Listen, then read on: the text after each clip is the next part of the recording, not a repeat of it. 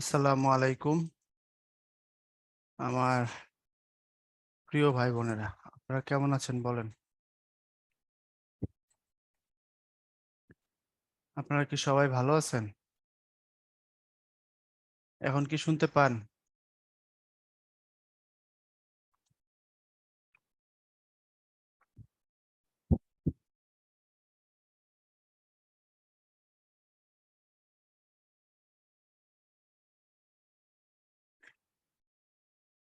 আচ্ছা,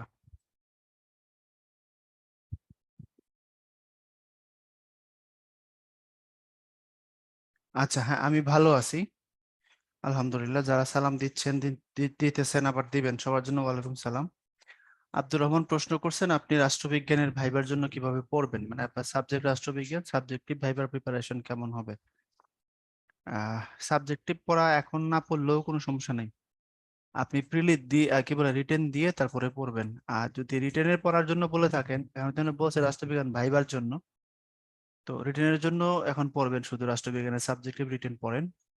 আবার পরীক্ষার পরে একটু সময় পাবেন, মিনিমাম 20-25 দিন, তখনও পড়তে পারবেন। আর ভাইবার কথা যদি বলি, ভাইবাতে নর্মালি রাষ্ট্রবিজ্ঞানের থট থেকে টুকটাক প্রশ্ন করে আমি যতদূর জানি। আর ভাইবাটা মূলত বাংলাদেশ অ্যাফেয়ার্স এর রাজনীতি নিয়ে যা যা প্রশ্ন হয় সব তো রাষ্ট্রবিজ্ঞানের অংশই। তো আপনি যদি আসলে আলাদা করে সাবজেক্ট ধরে যদি বলতে চান, তাহলে ব্যাপারটা হবে এমন: আপনাকে রাষ্ট্রবিজ্ঞানের থট অথবা বড় বড় মনীষী এবং তাদের কথাবার্তা জিজ্ঞেস করতে পারে। হ্যাঁ, যেমন আমারে জিজ্ঞেস করছিল পৃথিবীর সবচেয়ে শক্তিশালী রাজা কে ছিল। এরকম। তো অর্থাৎ চতুর্দশ লুইয়ের কথা জানতে চাইছি আর কি। তো এই টাইপের। এখন ধরেন আপনাকে প্লেটোর লেখার উপরে প্রশ্ন করলো, জিজ্ঞেস করলো প্রকৃতির রাজ্য কি এটা বলো। প্লেটো কি বলছে একজন শাসকের কেমন গুণ থাকা উচিত? ম্যাকিয়াভেলির প্রিন্স পড়ছো, উনি কি বলছে, ইত্যাদি ইত্যাদি।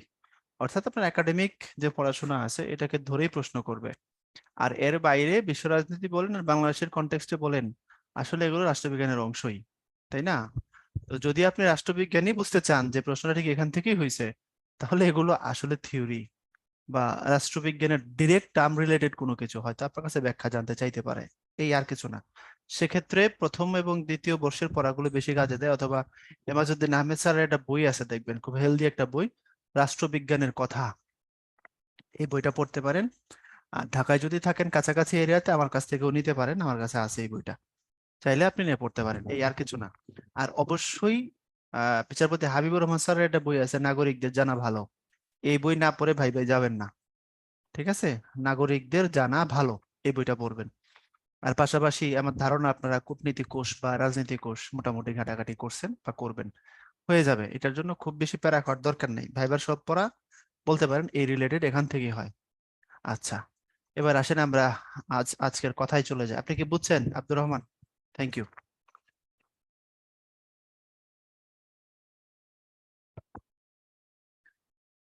ওকে, তো চলেন আমরা শুরু করি না?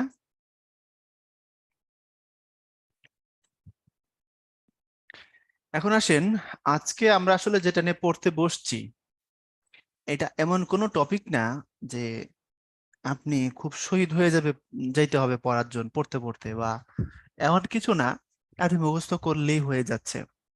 আসলে আপনি কতটা ম্যাচিউরড, কত সুন্দর করে জীবন এবং জগৎকে দেখতে ভালোবাসেন বা দেখতে পারেন, আপনার চিন্তার গভীরতা বোঝার জন্য এটা সিলেবাসে দেওয়া। আপনার কি ধারণা আপনি 6-7-8-9 সারাংশ সারমর্ম লেখা শুরু করছেন, এখন বিসিএস ও লিখবেন, এখন আপনি সারাংশ সারমর্ম পারেন কিনা এটা টেস্ট করার জন্য পিএসসি আপনাকে এটা সিলেবাসে দিছে? না গো ভাইয়া, এখানে একটা ভিন্ন পারপাস আছে। পারপাসটা কি? আপনি একই জিনিস কিভাবে দেখেন, আসেন একটা উদাহরণ দিলে সহজ হয়ে যাবে। 38 বিসিএস এ আপনার রিটেনে প্রশ্ন ছিল, মনে হয় এটা, যে শৈবাল দিঘিরে বলে উচ্চ করে শির, লিখে রাখো এক ফোঁটা দিলেম শিশির। আচ্ছা, এখন আপনি বলেন তো এটা প্রথম আমরা কোন ক্লাসে পড়ছি? প্রথম কোন ক্লাসে পড়ছি বলেন তো? আমার মনে হয় আমি 6-এ পড়ছি, বা যদি ভুল না হয় 7-এ। তাই না? 6 অথবা 7-এ পড়ছি। 9-10 এটা খুব আসতো। এসএসসির যদি আপনি সব থেকে পপুলার ভাব সম্প্রসারণের 10টার লিস্ট করেন যে কোনো বোর্ডে, এটার মধ্যে পড়বে। তাহলে আপনি এটা 6-এ বা 7-এ পড়ছেন। এসএসসি তে প্রচুর লিখছেন, এটা ইন্টারমিডিয়েটে পড়ছেন। এটা আপনাকে আবার এখন বিসিএস লিখতে দিছে। জিনিসটা একটু বুঝেন। আজকের ক্লাসটা পড়ানোর কিছু নাই, বোঝার জিনিস, খালি বুঝবেন। এর মানে হলো একজন মাধ্যমিকের ছাত্র এটা লিখবে, উত্তর তো একই জিনিস। একজন উচ্চ মাধ্যমিকের ছেলে ওইটা লিখবে, তাই না? একজন নিম্ন মাধ্যমিকের ছেলে ওইটা লিখবে। ওকে। আবার একজন বিসিএস এর প্রার্থী ওইটা লিখবে। এখন নিশ্চয়ই পার্থক্য আছে। ধরেন আপনাকে শালবন বিহার নিয়ে যাওয়া হলো, খুব খেয়াল করে বুঝেন। আপনি শালবন বিহার গেলেন আপনার কোনো একটা ট্যুরে, বা আপনি পিকনিক করতে গেলেন বা কিংবা কোনোভাবে গেলেন, ওখানে ধরেন ক্লাস 10 এর কিছু ছেলে পেলে আছে, আর আপনি বিসিএস রিটেন দিয়ে ফেলছেন, আপনিও আছেন। এখন যদি রাতের বেলা আপনাদের কোঅর্ডিনেটর আপনাদের জিজ্ঞেস করে যে শালবন বিহারে তুমি কি দেখছো, আজকের অবজারভেশনের উপরে নোট লেখো, 10 এর বাচ্চাও লিখবে, আপনিও নোট লিখবেন, পার্থক্য হবে। কিসে কিসে পার্থক্য হবে? পার্থক্য হবে ভাষায়, পার্থক্য হবে শব্দ চয়নে, পার্থক্য হবে বিবরণ দেওয়ার ভঙ্গিতে, পার্থক্য হবে শালবন বিহারকে ও কিভাবে দেখছে আর আপনি কিভাবে দেখছেন, দৃষ্টিভঙ্গিগত জায়গায়। ওই ছেলে যে এই কথা লিখবে না তার তো গ্যারান্টি নাই, সে লিখতেও পারে যে এই শালবন বিহারের কোনায় কোনায় বিভিন্ন জায়গায় আমি জুটিদেরকে বসে প্রেম করতে দেখেছি। ইস, এটাও সে লিখতে পারে, বিশ্বাস নাই। আপনি নিশ্চয়ই এটা লিখবেন না। আপনি শালবন বিহারের ঐতিহাসিক প্রেক্ষাপট, প্রত্নতত্ত্বের দিক থেকে এটা আমাদের জন্য কত বড় অ্যাসেট, এবং ভবিষ্যতে আমরা চাইলে এটাকে আরো বেশি ভাস্ট পারপাসে কি করে ইউজ করতে পারি, নিশ্চয়ই আপনি এগুলো আনবেন, যেটা এই ছেলেটা আনবে না। দেখেন টপিক কিন্তু একই জিনিস, কিন্তু দেখার যে ভিন্নতা, দেখার যে পার্থক্য, দৃষ্টিভঙ্গির যে গভীরতা, তার মধ্যে দেখেন কত পার্থক্য হয়ে গেল। তো শৈবাল দিঘিরে বলে উচ্চ কুরিশির এই জিনিস আপনাকে লিখতে হচ্ছে এখন, তাহলে আপনি 6 এর জিনিস নিশ্চয়ই এখন এভাবে ওই ভাষায় ওই জীবন বোধ দিয়ে উপস্থাপন করবেন না। জিনিস তো উত্তর তো ওইটাই। তাহলে যিনি খাতা কাটবেন তিনি ধরেন প্রথমত উনি কোনো বিশ্ববিদ্যালয়ের প্রবীণ কোনো টিচার, অধ্যাপক মিনিমাম, বা সহযোগী অধ্যাপক, অথবা সরকারের কোনো একটা উচ্চ লেভেলের কোনো একজন অফিসার। তো উনি আপনার মধ্যে চিন্তার যে রিফ্লেকশন দেখতে চায় আপনি সেটা দিবেন। আপনার চিন্তার যে লেভেল উনি আপনার কাছে দেখতে চান আপনি সেটা দিবেন, এই তো কথা, অন্য কিছু তো না। এখন সেভাবে প্রিপারেশন নেওয়ার মাধ্যম কি খালি পড়লে হয়ে যাবে? না। এটা আপনার টোটাল পারসেপশন, আপনার টোটাল জীবন বোধ, আপনি কিভাবে জীবনকে দেখতে পছন্দ করেন, কিভাবে জীবন দেখতে ভালোবাসেন, এগুলো এখানে উঠে আসবে। এই জন্য জিনিসটা হয়তো সারাংশ বা সারমর্ম, জিনিসটা হয়তো বা ভাব সম্প্রসারণ, একটা বড় জিনিস আমরা ছোট করি, আরেক জায়গায় হয়তো ছোট জিনিসকে আমরা বড় করি, এই তো। কিন্তু এই কাজটা আপনি বাচ্চা কালেও করছেন, মাধ্যমিক উচ্চ মাধ্যমিক লেভেলেও করছেন, স্টিল আপনাকে করতে হচ্ছে। কিন্তু পার্থক্য কোন জায়গায় আনতে হবে আমি কি আপনাদের বুঝাইতে পারছি? উত্তরের সাইজ ম্যাটার না, 1.5 পেজও লিখতে পারবেন। বলেন, কথা বলেন।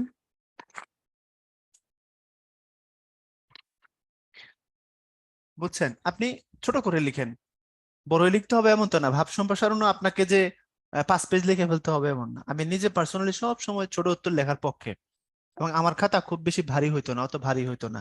38-এর কোশ্চেনে আমি কত মনে হয় 139 বা 40 এমন পাইছি বাংলায়। এটা কিন্তু কম নম্বর না ভাই, ভালো নম্বর। হয়তো এটা বিসিএস এর টপ নম্বর না, কিন্তু এটা ভালো নম্বর নিঃসন্দেহে।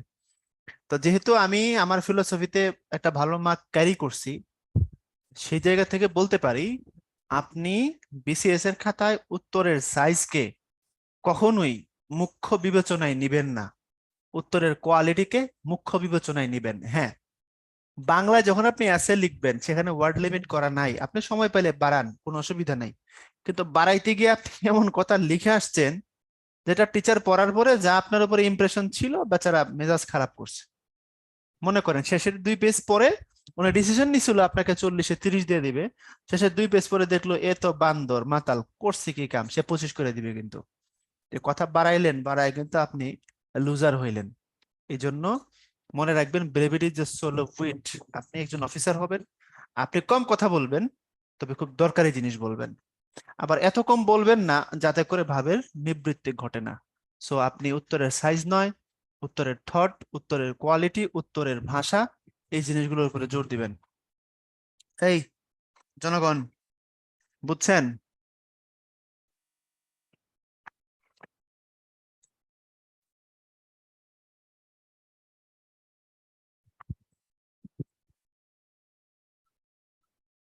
আমি একটা ফোন নিব, জাস্ট আমাকে জাস্ট একটু 30 সেকেন্ড টাইম দিবেন।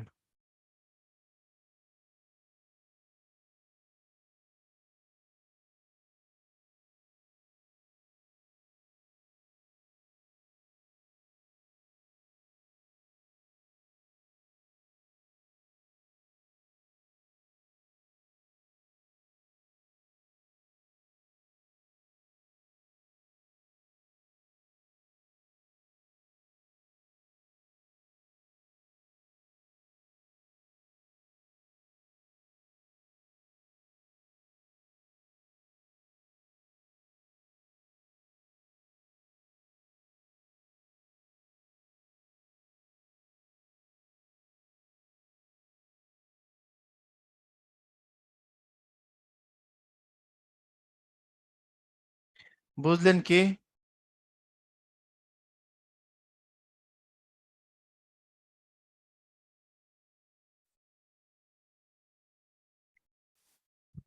আচ্ছা, এখন আসেন, আপনারা কি কোনো প্রশ্ন করেছেন? কেউ লেখার মান বাড়ানো যাবে? মানে এত সুন্দর করে তো লিখতে পারি না অতটা, বলেছেন কণা। আচ্ছা রাহা ফাহাদ, বাংলাদেশ বিষয় বলতে 5 নম্বরের জন্য 1 পেজ আর 10 নম্বরের জন্য 2 পেজ কি এনাফ? 5 নম্বর পাওয়ার জন্য সবসময় 1 পেজ লাগে না, আবার কখনো কখনো 1 পেজের বেশি লাগে। উত্তরের মানে কলেবর কতটা তার উপর ডিপেন্ড করে, তবে এভারেজ আপনি বলতে পারেন যে 1 পেজ। সবসময় এটা স্টেডি না, বুঝছেন, কম বেশি হতে পারে। আচ্ছা, এখন কি করলে লেখার মান বাড়ানো যাবে? আচ্ছা, সহজ করে বুঝাই দিই আপনাকে কি করলে লেখার মান বাড়ানো যাবে। ধরেন একটা টপিক, এটার উপরে বক্তব্য দিতে হবে। বাংলা ভাষা বা সাহিত্য বিষয়ক মনে করেন একটা টপিক। এখন যে কোনো একটা কিছু ধরেন, এটার উপরে ধরেন আমিও বক্তব্য দিলাম, আব্দুল্লাহ আবু সাইদ স্যারও বক্তব্য দিল। এখন বলেন, আমার সাথে স্যারের বক্তব্যের পার্থক্য কতটা হবে? কি মনে হয়? 10 হাত, না 12 হাত, না আকাশ পাতাল? বুঝেননি আপনারা এগুলো? তাহমিদ বলছে বেশি না ভাই, না তাহমিদ গুলি করে মেরে দেবো। হ্যাঁ, পাম দিয়েন না। মিনিমাম আকাশ পাতাল পার্থক্য হবে। কেন? কারণ স্যারের যে বয়স, ওনার যে জানাশোনা, ওনার যে বলার ভঙ্গি, আমি মন্ত্রমুগ্ধ হয়ে শুনি দুইজনের কথা, আব্দুল্লাহ আবু সাইদ এবং ডক্টর সলিমুল্লাহ খান। মানে শুনতে চাইলে শোনা শুরু করলে আমি আর এগুলো থামাইতে পারি না। তো এখন কেন? কারণ তাদের কথার বলতে এত উইট, আপনি 10টা 12টা কথার ভিতরে কয়েকটা কথা পাবেন নতুন, কয়েকটা কথা নতুন পাবেন। এখন যদি 12টা কথার মধ্যে 4টা কথা নতুন পান, আপনারা, আমি জানি না এটাকে মাপতে পারো কিভাবে মাপবেন আমি জানি না, তবে আমার দৃষ্টিতে এটা পাহাড় সম। কারণ এমনও তো হয় আমরা মিনিটের পর মিনিট একজনের বক্তব্য শুনি, নতুন কিছুই পাই নাই, আগের কথাই উনি বলছেন। কিন্তু ওনাদের কথা যখন শুনবেন আপনি নিজেরা হারায় ফেলবেন। তো আমি এটা বুঝাইছি এই কারণে, উম, হ্যাঁ কনা রাইট, আমি এটা বলছি এই কারণে, আপনার পড়ার অভ্যাস যত বেশি হবে, আপনার জীবন দর্শন যত সলিড হবে, লেখা তত সুন্দর হবে। এক কথায় বুঝাই দিলাম। এখন আপনি কি আগামী 1 মাসে আপনার জীবন দর্শন খুব বেশি উচ্চ লেভেলে নিয়ে যেতে পারবেন? এটা কি সম্ভব? বা এর মধ্যে আপনি কি বই পড়া শুরু করবেন লাইব্রেরিতে গিয়ে? না। আপনি যেটা করবেন, আপনি করবেন হলো নোট। আপনি নোট করবেন। নোট কিভাবে করবেন এটাও বলি। আপনি সারাংশ সারমর্ম পড়বেন, একটা সাজেশন করবেন নিজের মতো করে, করে তারপরে ধরেন ওই সারাংশটা পরীক্ষায় আসলে আপনি কি কি কথাগুলো অবশ্যই দিবেন, এরকম কিছু কি পয়েন্ট নিয়ে আসবেন। ধরেন একটা সারাংশ এরকম যে, আমরা স্কুল কলেজে ছেলে পাঠাইয়া ভাবি যে ছেলেকে বিদ্যা লাভ করিবার সমস্ত আয়োজনই মানে সম্পন্ন করিলাম, এরকম একটা আছে। বা অভ্যাস ভয়ানক জিনিস, একে হঠাৎ স্বভাব থেকে তুলে ফেলা কঠিন, সব থেকে পপুলার সারাংশ সারমর্ম। তো আপনি এরকম করে কিছু একটা ধরেন 30টা লিস্ট করেন, করে এটাকে প্রথমত ফিল করবেন, বোঝার চেষ্টা করবেন, তারপরে বই নিবেন, আমাদের উত্তরণের বই, আমাদের নোট। আজকে আমি আপনাদের উইথ সলভে ক্লাস নিচ্ছি, বুঝছেন? এই যে দেখেন উইথ সলভ দিয়ে রাখছি এখানে, লেসনে সবকিছুর নোট আকারে আবার দিয়ে রাখছি। আপনি এটা নিবেন, এটা আমি আজকে দেওয়ার এটাই কারণ, আমি মানবারে বলছি যে আমার উইথ সলভটা দেন, আমি এটা দিয়ে ক্লাস নিব। আগে সবগুলো উইদাউট সলভে নিয়েছি, আজকে উইথ সলভে নিব, যাতে ছেলে পেলে একটা নোট পায় এখানে। তো আপনি এটাকে নিবেন, নিয়ে কি কথাগুলো আপনি লিখবেনই, এরকম কিছু সুন্দর কথা চিন্তা সহযোগে আপনি সুন্দর করে গুছায় রাখতে পারেন। আমি কি বুঝাইতে পারছি? নোট এটারই বলে। নোট মানে যে আপনি হুবহু সবটা লিখে রেখে আসবেন, এটার নাম বিসিএস। এই নোট করার মতো টাইম পাবেন আপনি? অত সময় পাবেন না, আপনাকে অনেক কিছু পড়তে হবে। So, এইটা আপনি অ্যাপ্লাই করতে পারেন। হ্যাঁ, এটা একটা ম্যাপিং বলতে পারেন, সর্টিং বলতে পারেন, যেভাবে খুশি।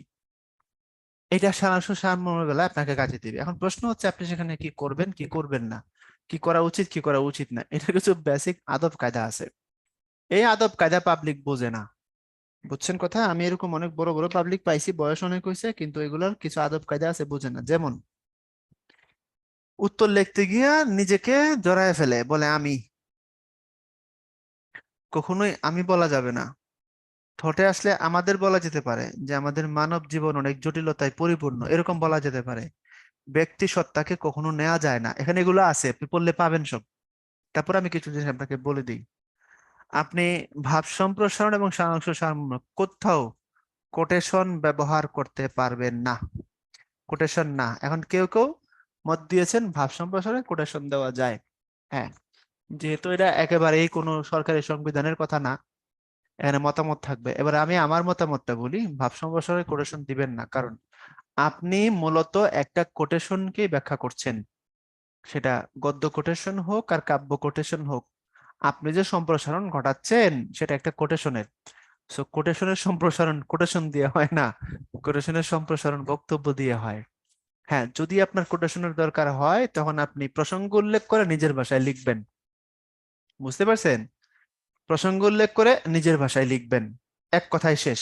আপনি এটা বলবেন না নেপোলিয়ন বলেছেন আমাকে একটি শিক্ষিত মা দাও, আমি তোমাদেরকে একটি শিক্ষিত জাতি দেব, এ কথা বলা যাবে না। আপনি এটা বলবেন যে শিক্ষিত জাতি তৈরি করার জন্য নেপোলিয়নের মতো মতো মনীষী নারী শিক্ষার উপর গুরুত্ব আরোপ করেছিলেন। তাহলে কথা কিন্তু চলে আসছে, এক্সামিনার কিন্তু বুঝতে পারছে আপনি নেপোলিয়নকে কেন টানছেন। কথাটা আপনি আপনার ভাষা দিয়ে বলবেন, কথাটা নেপোলিয়নেরই। সো আপনি ওখানে কি করবেন না, কখনোই এই কোটেশন মারার চেষ্টা করবেন না। ভাব সম্প্রসারণে কোটেশন চোখে লাগে, খুব লাগে। এই বুঝছেন নি?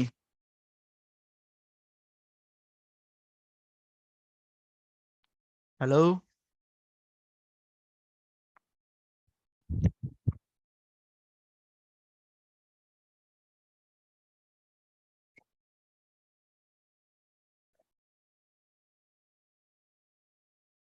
ওকে, এখন আসেন, আরো অনেক কথা আছে, কোনটা ধরে ধরে কি বলা যায়। বলছে মূল ভাবটিকে আগে খুঁজে নিবেন, একটি অনুচ্ছেদে লিখবেন। এটা আপনারা জানেন যে এটা অনুচ্ছেদ ভাঙা যায় না। সাইজ কত?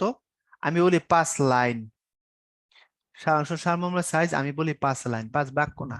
কারণ এমনও বাক্য আছে আপনি হাফ পেজ লিখে ফেলতে পারবেন।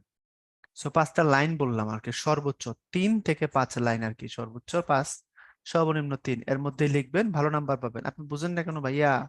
এর মধ্যে আপনাকে এমন কিছু ইনপুট দিতে হবে যেটা 20 নাম্বারের এগেনস্টে উত্তর, চিন্তা করা যায়? তাইলে 20 নাম্বার এগেনস্ট উত্তর মানে হোমিওপ্যাথির ডোজের মতো আর কি। ওই যে কিছু একটা দেয় না জিহ্বার মধ্যে, মনে হয় জিহ্বা ছিদ্র হয়ে যাচ্ছে, জিনিসটা অল্প কিন্তু অনেক হাই ডোজ। আপনি এরকম অল্প কথাই বলবেন, তবে অনেক হাই ডোজে বলবেন, জীবন বোধ যেন খুব প্রখর হয় ওই জায়গায়। আপনি যখন পড়বেন, ধরেন আপনার কমন পড়লো না, আমি আপনারা বলছি নোট করবেন 30টা, আপনি গিয়া দেখলেন এমন জিনিস আসছে মনে হচ্ছে যে নিউ ইয়র্ক টাইমস থেকে এটা বাংলা করে তুলে দিছে, এটা আপনি কোনোদিন পড়েন নাই, সেক্ষেত্রে প্রধান প্রধান শব্দে দাগ দিবেন। একটা সারাংশ লেখার জন্য ভিতরকার 10-12টা শব্দের ভালো শব্দের অর্থ বের করতে পারলে বা রিলেশন ধরাই দিতে পারলে আপনি লিখতে পারবেন, বলা যায়। কিন্তু কবিতা যদি হয় মাঝে মধ্যে কোনো কঠিন কবিতা দিয়ে দিলে মুশকিল হতে পারে, কিন্তু গদ্যের অংশের মধ্যে অতটা মুশকিলের কিছু নাই। দাঙ্গাঙ্কিত সুন্দর বাক্যগুলো আবার পরে আরো ভালোভাবে বোঝার চেষ্টা করবেন, বারবার পড়বেন। আপনারা এক্সাম ফিটনেস নামে একটা প্যাসেজ ছিল আমাদের সময়, 9-10-এ, ইংরেজিতে। আপনারা কি ওই সেশনে কেউ পড়ছেন? মানে আমার কাছাকাছি লেভেলের জুনিয়র কেউ আছেন যে ওটা পড়ছেন, এক্সাম ফিটনেস?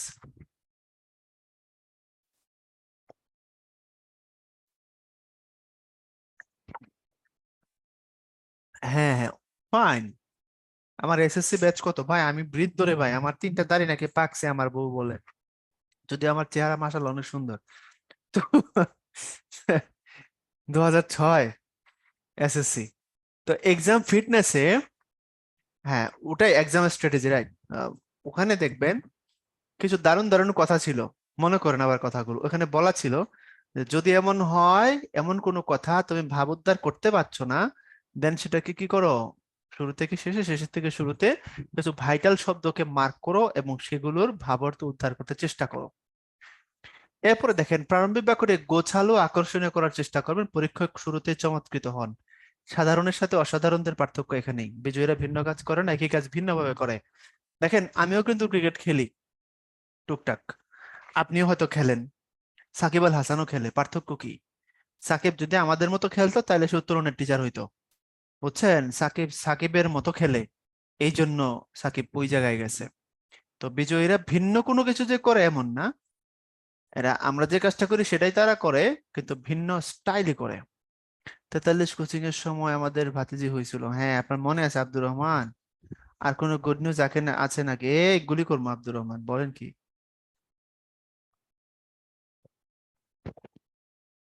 তো এ হচ্ছে ব্যাপার। তো যে বিজয়ী, যে অনেকবার উইনার, একই সিলেবাস, একই বই পড়ে, একই একই টিচারের কাছে পরীক্ষা দেয়, সবাই সমান নম্বর পায় না। কারণ এটাই। এই জন্য আপনি যখন করবেন, এমন ভাবে করবেন, এমন কিছু করবেন বিজয়ীরা ভিন্ন কাজ করেন, একই কাজ ভিন্ন ভাবে করে। সবাই যেটা লিখবে আপনি সেটাই লিখবেন। আছেই তো দুইটা, কোনো না কোনোটা তো সবাই লিখতেছে, আপনি সেখানেই কাজ করা লাগবে, বাট ভিন্ন ভাবে করবেন। আপনি টিচারকে একটা ভাইব দিবেন যেটা আর অন্য কোনো খাতায় দিতে পারবে না। এটাকে বলে স্মার্টনেস। বুঝছেন কথাটা? এরপরে ধরেন প্রসঙ্গ বাক্য, মূল ভাবটুকু প্রকাশের চুম্বক বাক্য, যেটা অর্থাৎ যে কথাটা ওই জায়গার থটকে সব থেকে বেশি ধারণ করে, এটা সারাংশের প্রথমে থাকলে ভালো। তার প্রয়োজনের মধ্যে এটা শেষেও আপনি লিখতে পারেন, কোনো অসুবিধা নেই। অর্থাৎ ধরেন আপনি যে সারাংশের উত্তরটা লিখতেছেন, ওই উত্তরের মধ্যে আবার যেটা জিস্ট পয়েন্ট হয়, এটাকে আপনি শুরুতে মারেন না হয় শেষে মারেন। হয় এটাকে আপনি এভাবে দেন শেষের দিকে লিখলে, যেটা আপনার উপলব্ধিজাত কথা শেষে আনছেন, অথবা এটা আপনার উপলব্ধিজাত কথা যেটা দিয়ে আপনি শুরু করতে চাচ্ছেন। এই অনেকটা দিতি বলছে, মোটামুটি আপনার কথার যে মেসেজ, ওই টাইপের নির্ঝা সে এসেন্স এটার মধ্যে থাকবে, এই আর কিছু না। এরপরে দেখেন মূল আহ প্রত্যক্ষ উক্তি থাকলে তা পরোক্ষ উক্তির সংখ্যা লেখার চেষ্টা করুন। হ্যাঁ, মূলে যদি, এটা সবাই আমরা জানি, এটা বলা লাগবে না। এরপরে বলছে খসড়া দাঁড় করানো ভালো, এটা অনেকেই আমরা মেনটেন করি না। যেমন ধরেন আমরা মনে করি যে আল্লাহ, সারাংশ সারমর্ম আমরা খসড়া করব, আমরা এখানেও কি রাফ করব? ভাইয়া, আপনার এখানে কত নম্বর বরাদ্দ? 20 বরাদ্দ। তো হিসাব বলতেছে আপনি 20 মার্কের জন্য মিনিমাম 15 মিনিট সময় নেওয়া জায়েজ আছে, নাকি কি বলেন? নাকি এটাও অন্যায় আপনি 5 মিনিট, 5 মিনিটে সব করে ফেলবেন? যেহেতু আপনি 20 মার্কে এগেইনস্টে কাজটা করছেন, সো আপনার 15 মিনিট সময় আপনি এখানে নিতেই পারেন, কোনো সমস্যা নেই। ওইটা আপনি এটা পেজে, বাম পাশের পেজে করলে ভালো। যে কোনো পেজে করতে পারেন, সমস্যা নাই। বাম পাশের পেজে রাফ করা ভালো। যদি আপনি বাম পাশের পেজে ধরেন রাফটা করলেন, কিছু কথা লিখলেন কাটলেন, হ্যাঁ, লিখে লিখে তারপর ডান পাশের পেজে উত্তরটা লিখলেন, এতে করে টিচার যখন উত্তর দেখবে সে বুঝবে, টিচার দেখবে যে এই ছেলে তো বামে এটা নিয়ে ভাবছে, এই যে কথাবার্তা আছে, তাহলে সে সিনসিয়ার। মানে আপনি পারেন তারপরে এটা ভং ধরলেন। এই বুঝছেন কথাটা? ভাই কত ঢং যে আপনার করতে হবে। এই জন্য বামে একটু ঢং ধরবেন, তারপর ধরেন ডানে আপনি উত্তরটা লিখে দিয়ে আসলেন। আপনি বুঝাইলেন যে আমি এটার উপরে কাজ করছি, আমি খুব অ্যাক্টিভ পার্সন। তো একটা ছোটখাটো করে একটু আপনি প্রাথমিক খসড়া দাঁড় করাতে পারবেন। এরপরে আপনি কিছুটা পরিমার্জন করে এদিক ওদিক করে আপনি উত্তরটা লিখে দিলেন। ক্লিয়ার কিনা কথা বলেন? অনেক সময় আগের জেনারেশন আমি দেখতাম, আমরা যখন ছোট ছিলাম, আমাদের বড়রা প্রেমপত্র লিখলে কতবার কাটাকাটি করতো, এটা ওইটা ছন্দ মিলে না। আমার এক কাজিন ছিল, ছন্দের বই নিয়ে আসছিল, তখন কিন্তু এই ধরনের ছন্দের বই পাওয়া যেত, ভালোবাসার ছন্দমালা নামে, 20 টাকা 15 টাকায়। এগুলা এটা ওটা সামনে মারতো, পিছনে মারতো, ডান পাশে লাভ আঁকতো, বাম পাশে ওইটা করতো, কত ভাবে ডেকোরেশন দিত। এটা করতে পারেন। বেশি রাফ করে কেটে দিব, বেশি কাটাকাটি করলে সমস্যা হবে কি? হ্যাঁ, রাফ করে কেটে দিবেন, বেশি কাটাকাটি করলে তো অবশ্যই সমস্যা আছে। মনে করেন এটা হলো আপনার পেজ, আপনি এখানে রাফ করছেন, ঠিক আছে, পরে কাটবেন, এরকম একটা টানে কাটবেন, কোনাকুনি ছোট্ট একটা মাঝখানে টান দিয়ে দিলেই বোঝা যায় যে ওই পেজটা বাতিল। এইভাবে কাটতে হয়। আবার পুরাটা কাইটা একেবারে লালে লাল করে ফেলায়েন না। বুঝছেন? কোনো পেজ কাটলে এটা যত কথা এখানে থাকুক, মাঝখানেটা কোনাকুনি টান দিয়ে দিলেই হয়, তাহলে টিচার বুঝতে পারে এটা বাতিল। হ্যাঁ, আপনাকে ঢং ধরতে হবে, ভং ধরতে হবে। এরপরে হচ্ছে প্রদত্ত অংশে বর্ণিত বিষয়ের গুরুত্ব গভীরতার উপর সারমর্ম বা সারাংশ মূলের সমান অর্ধ 1/3 বা তার কম হতে পারে। এটা আপনি সাইজ ধরে পারবেন না, এই জন্য ভাই আপনাদের শুরুতে বলে দিছি, এক কথা বলে কাম শেষ করে দিছি, বলছি 3 বা 5 লাইন বলবেন। হ্যাঁ, এক একজনের লেখার সাইজ এক এক রকম, কারো বড়, কারো ছোট, কারো গ্যাপ কম, কারো গ্যাপ বেশি, সেটা আপনি আপনার মতো করে কাস্টমাইজ করে নেবেন। এরপরে সারাংশ সারমর্ম যথাসম্ভব সহজ ভাষায় সরল বাক্যে গুছিয়ে লেখার চেষ্টা করবেন। নাকি এটাও আমার বলা লাগবে? সহজ ভাষায় যে লিখবেন আপনি, কঠিন জিনিসটাকেই তো একজন বোঝার জন্য সহজ করে আপনি তাকে উপস্থাপন করতেছেন, তাই না? কাজ কি, উদ্দেশ্য কি? জিনিসটা বড়, জিনিসটা ভাবগম্ভীর, একটু কঠিন, আপনি এটাকে সহজ করে লিখতেছেন। এটা কেন শেখানো হয় আবার আসেন একটু আমি বলি, প্রেক্ষাপটটা বলি। প্রাইভেট কর্পোরেশন গুলোতে এটা খুব হয়, সরকারি প্রতিষ্ঠানেও হয়, তবে প্রাইভেটে অনেক বেশি হয়। আপনার বস বা আপনার এত বড় একজন অফিসার আন্ডার আপনি কাজ করেন, ধরেন উনি কোম্পানির সিইও বা কোন একটা উইং উনি লিড করেন, তো একটা বিশাল প্রজেক্ট, অত বড়টা পরে দেখার কি তার টাইম আছে নাকি? উনি তো অফিসে আসেন 11:30টায়, বের হয়ে যান লাঞ্চের পরে, তার বেতন সব থেকে বেশি, তো তার কোয়ালিটির কারণে, তাই না? তো উনি কি করবেন, উনি আপনাকে বলবেন যে তুমি আমাকে এটা কি করো, প্রিসাইজ করে দাও, ছোটখাটো করে দাও, যাতে করে আমি সহজে বুঝতে পারি। এখন ওই পুরা বিষয়টাকে আপনি ছোটখাটো করে ধরেন 2 পেজে আনবেন, খুব গুরুত্বপূর্ণ কথা এখানে আনবেন সহজ ভাষায়, যেন স্যার হাতে নিলে বুঝতে পারে। এটার জন্য এই প্র্যাকটিসটা করানো হয়, এবং এটা একটা স্মার্টনেস। সবার কিন্তু ট্রিক সমান হয় না। যেমন দেখবেন, আপনাদের ফ্রেন্ড সার্কেলে দেখতে পারবেন এটা, খুব বুদ্ধিমান বন্ধু বান্ধব যেগুলো দেখবেন, ওরা খুব শর্টকাটে অনেক কথা বলে ফেলে। আর যেগুলো দেখবেন একটু বুদ্ধি কম, দেখবেন এক কথায় বারবার ঘুরাচ্ছে, ইনিয়ে বিনিয়ে বলতেছে, কথা শেষে যেতে পারে না, ও যোগ বললে কেউ হাসে না। তো এটা একটা স্মার্টনেস, আপনি অনেক বড় জিনিসকে অনেক ছোট করে ফেলতে পারেন, সহজ করে ফেলতে পারেন, এটা একটা স্মার্টনেস, দিস ইজ ওয়াই। আচ্ছা, এরপরে লেখা শেষে পড়ে দেখা যে কোনো মূল বিষয় বাদ গিয়েছে কিনা, গেলে তা সংযোজন করে পুনরায় লেখা। মূল বিষয় মানে আপনি যে কিছু কিওয়ার্ড করছিলেন না, কিছু কি নোট করছিলেন যে এই কথাগুলো আপনি আনবেনই আপনার কথার মধ্যে, যদি দেখেন এনি হাউ কোনো কারণে এটা ঝামেলা হয়ে গেছে, দেন কাটেন, আবার লিখে দেন, সমস্যা নেই। এগুলো টিচাররা কিছু মনে করে না। এবছর তো 41-এ অনেকেই কাটাকাটি করছে, রচনা একটা লিখতে গিয়ে একটা লিখছে, কিছু দূর লিখে অনেকেই দেখছিলাম, শুনলাম যে কাটছে, তো এটা হতেই পারে ভাই। ওখানে মেন্টাল গেমে অনেক সময় বিপদ ঘটে যায়। তো সেক্ষেত্রে একটা ভুল জিনিস উত্তর করে আসার থেকে কিছু দূর ভুল লিখে কেটে দিয়ে ঠিক উত্তরটা করা বেশি গুরুত্বপূর্ণ। বুঝেছেন জনগণ? হ্যালো?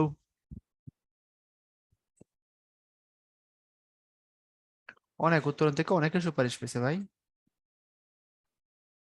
আচ্ছা, এক্সামে যদি কালো ছাড়া অন্য কোনো কলম ব্যবহারের কথা বলেন, তাহলে কি নীল কলম ব্যবহার করা যাবে? হ্যাঁ, এক্সামে দুটো কলম ব্যবহার করা যায়, কালো এবং নীল। আর ওএমআর এ শুধু কালো এবং বল পয়েন্ট, আপনাদের মনে হয় এই কথাগুলো আমি আগেও বলছি। ওএমআর এ যেখানে বৃত্ত বৃত্ত ভরাট করবেন, গোল্লা মারবেন, সেখানে শুধু কালো এবং বল পয়েন্ট, অর্থাৎ জেল কালি দেওয়া যাবে না। আর পরীক্ষার খাতায় যেখানে আপনি লেখালেখি করবেন, সেখানে কালো এবং নীল ব্যবহার করতে পারবেন, কোনো অসুবিধা নেই।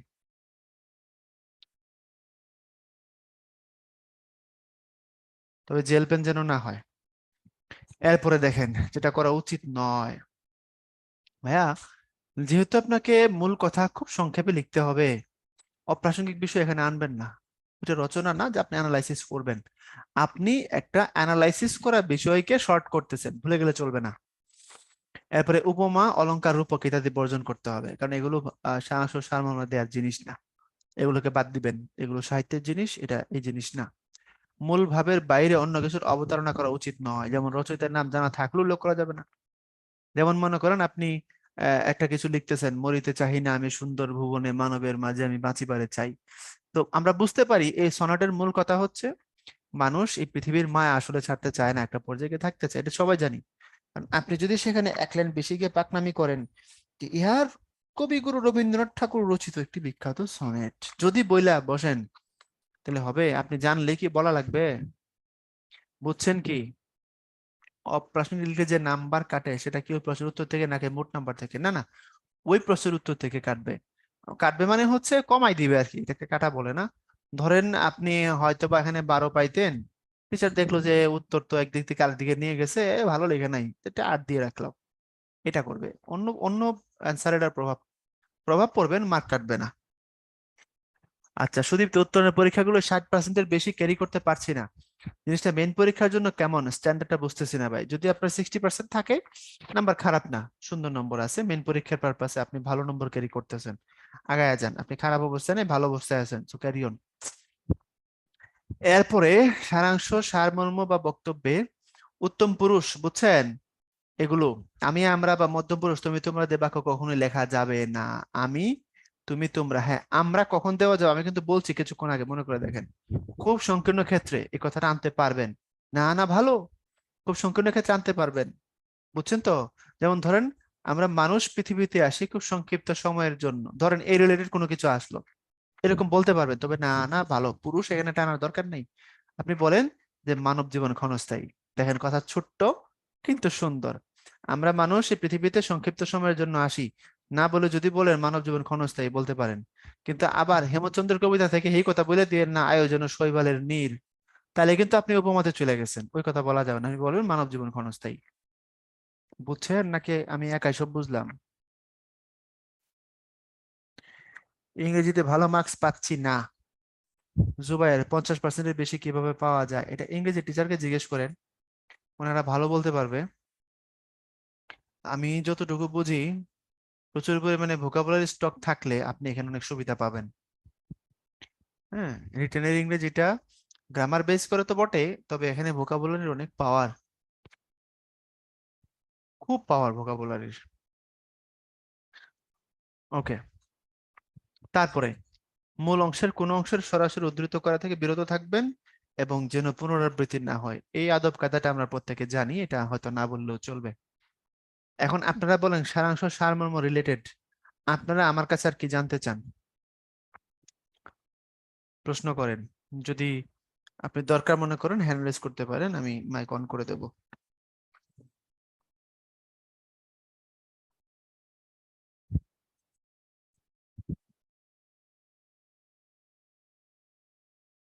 অধিকারী, সবই তো বললাম।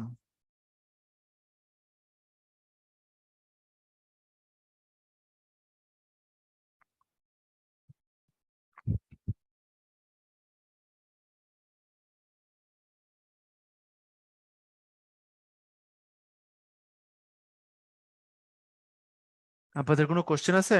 থাকলে করেন। হ্যাঁ, প্র্যাকটিস গুলো তো ধরাই দিব, সময় প্র্যাকটিস ধরাই দিব। আপনাদের প্রশ্ন আছে কিনা সেটা বলেন।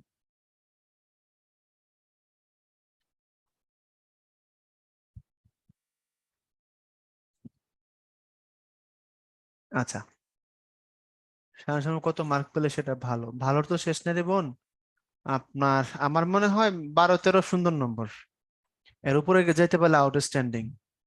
12-13 ভালো নম্বর, কারণ আপনি যারা ভালো মার্কস পাইছে তাদের হিসাব করলে টোটাল মার্কের এগেনস্টে হিসাবে আসলে এরকমটাই দেখা যায়, 12-13-14।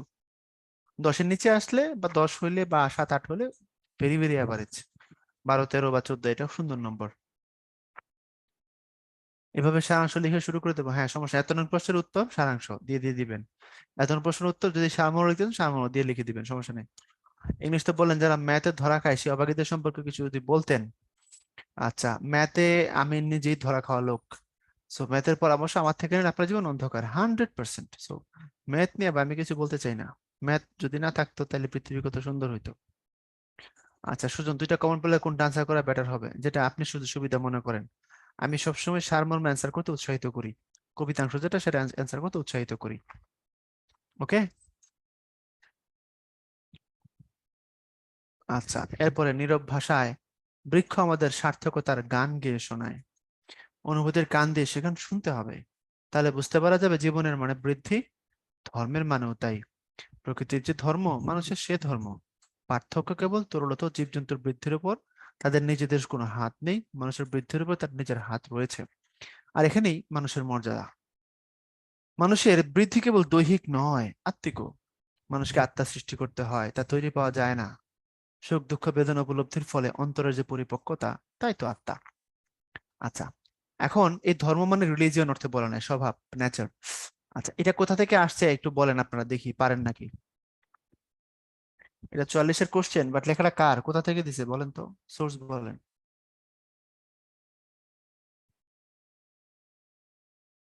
হ্যাঁ, অধিকারী ঠিক আছেন, আর কেউ?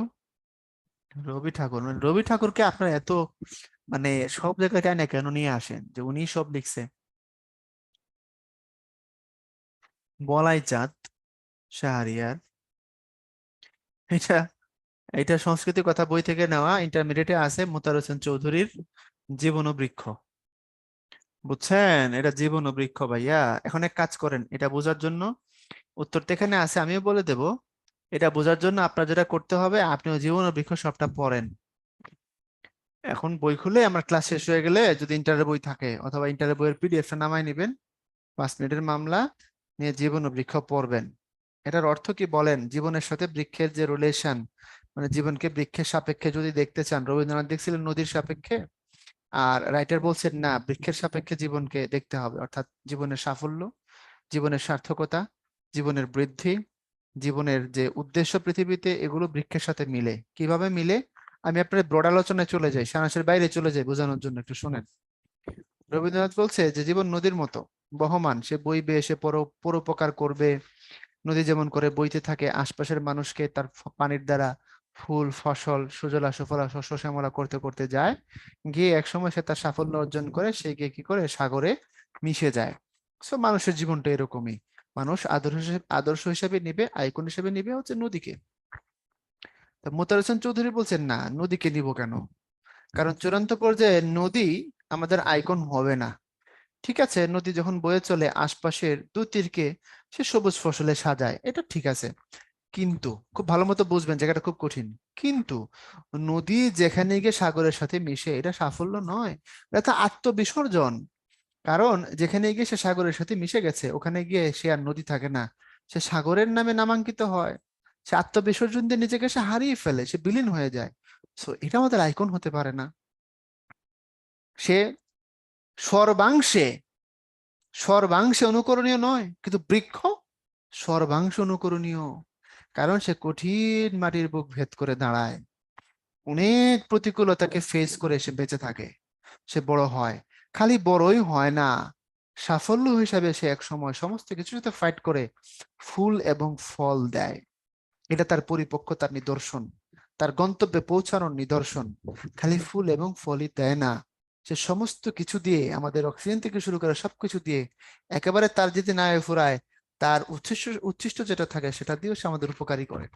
সো বৃক্ষের মাটি ভেদ করে ওঠা এবং ফুল ফল ফলানো পর্যন্ত আমরা যদি দেখি, এই যে লড়াই, নদীকে তো লড়াই করতে হচ্ছে না বৃক্ষের মতো। তার যে লড়াই, এবং লড়াই শেষে সে যেভাবে বিজয়ের হাসিটা হাসে, সুতরাং আমার আইকন হওয়া উচিত বৃক্ষ। এরপরে উনি বলছে যে বৃক্ষ, এরপরের কথাগুলো এগুলো নীরব ভাষায় আমাদের গান শোনায়, সার্থকতার গান। আপনি অনুভূতির কান দিয়ে শুনবেন। যদি আপনি শুনেন তাহলে দেখবেন জীবনের মানে বৃদ্ধি, ধর্মের মানেও তাই। প্রকৃতি যেভাবে বৃদ্ধি পায়, যেভাবে বিকশিত হয়, জীবনে সেভাবে বিকশিত হয়। আর অন্যান্য জীবের কাছ থেকে মানুষের মর্যাদা, মানুষের পার্থক্য, আপনি অন্যান্য প্রাণীর সাথে যদি নিজেকে ডিস্টিংগুইশ করেন, তাহলে পার্থক্য কি? গরু খায় বেঁচে থাকে, মানুষ খায় বেঁচে থাকে, কিন্তু গরু এরপর আর কোনো কাজ করে না। গরু গরু হয়ে ওঠার জন্য কিছু করে না, কিন্তু মানুষ মানুষ ওঠার জন্য কিছু করে, তাই না? ওই যে কিছু করাটা, ওই যে ফাইটিংটা, এটাই হচ্ছে বৃক্ষের প্রতিকূলতার সাথে লড়াই করে বেঁচে থাকা। আর এরপরে মানুষ হয়ে যাওয়াটা বৃক্ষের ফুল এবং ফল দেওয়ার মতোই। কথা বুঝতে পারছেন? এই জন্য এটা এমনি হয় না, এটাকে তৈরি করে নিতে হয়।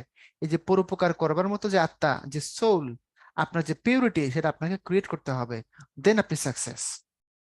আমি কি আপনাদের বুঝতে পারছি? দেন আমি কত ব্রড করে বলছি। এখন এখান থেকে আপনি চাইলে নিজের মতো করে গুছাতে পারবেন না? পারবেন হয়তো। তো আজকে স্লাইডে যে আছে সবগুলো এরকম আলোচনা করলে রাত্র 12টা বাজবে, ক্লাস শেষ করে তারপরে তাহাজ্জুদ পড়ে ঘুমাবেন আর কি।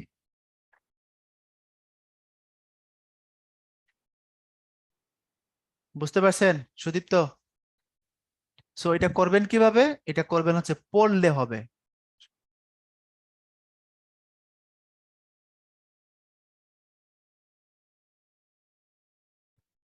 তা আপনি যখন পড়বেন, পড়াশোনার যখন অভ্যাস হয়ে যাবে একটা সময়, দেখবেন এগুলা কোনো ঘটনাই না। আপনি এই কথা থেকে কত কথায় চলে যেতে পারবেন। আমি তো চলে যাচ্ছিলাম, নিজের আটকায় ফেলছি। কথা আসবে, আপনারা দিলেও পারবেন, তবে যত কোয়ালিটি করা যায় আর কি। এখন আপনি গুছাবেন, আমি তো আপনার নোট লিখে দিব না, সম্ভব না এগুলো।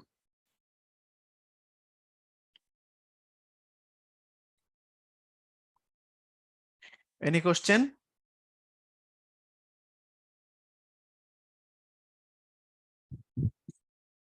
আচ্ছা চলেন আমরা সামনের দিকে যাই। হ্যাঁ, এখন আমরা নোট রাখছি এই জন্য আপনি যেন পড়তে পারেন। আপনি এটাই লিখবেন সেটা আমি বলে না, ইচ্ছে হলে লিখেন। মানুষের একমাত্র প্রাণী যে নিজেই নিজের আত্মিক গুণাবলীর বিকাশ ঘটাতে পারে, অপরদিকে তরলতা কিংবা অন্যান্য জীবজন্তু প্রকৃতির নিয়মে বেড়ে ওঠে, প্রত্যেকে বৃদ্ধি লাভ করে, কিন্তু কেবল মানুষের আত্মিক ও দৈহিক বৃদ্ধি লাভ করে। আর এই আত্মিক বৃদ্ধির মধ্য দিয়ে মানুষ যথার্থ মানুষ হয়ে ওঠে। রাইপনেস ইজ অল, পরিপক্কতা ভাই। আপনার আত্মা কতটা পাকলো, এটাই হচ্ছে আসল কথা। আপনি কত বড় দার্শনিক হইলেন, প্রকৃত জ্ঞানের স্পৃহা না থাকলে, এটা আমার বললো, আমি বলবো না, কারণ এটা আপনি জীবন দিয়ে পড়ছেন 9-10-এ। মনে করে দেখেন, শিক্ষার উদ্দেশ্য জ্ঞান অর্জন, যতই বলি এ কোনো কাজ হইবে না। 3 বাক্যে শেষ করতে পারা কি বেটার? হ্যাঁ বেটার, 3 4 5, 5-এর বেশি না আর কি। তো দরকার না, এটা নিয়ে কিছু বললাম না, হ্যাঁ।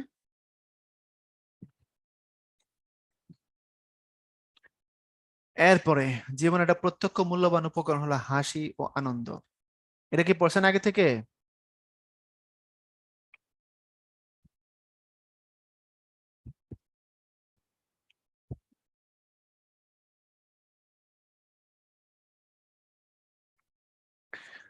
আচ্ছা, ইংরেজিতে একটা কথা আছে শুনছেন, happiness is not destination, it's a journey.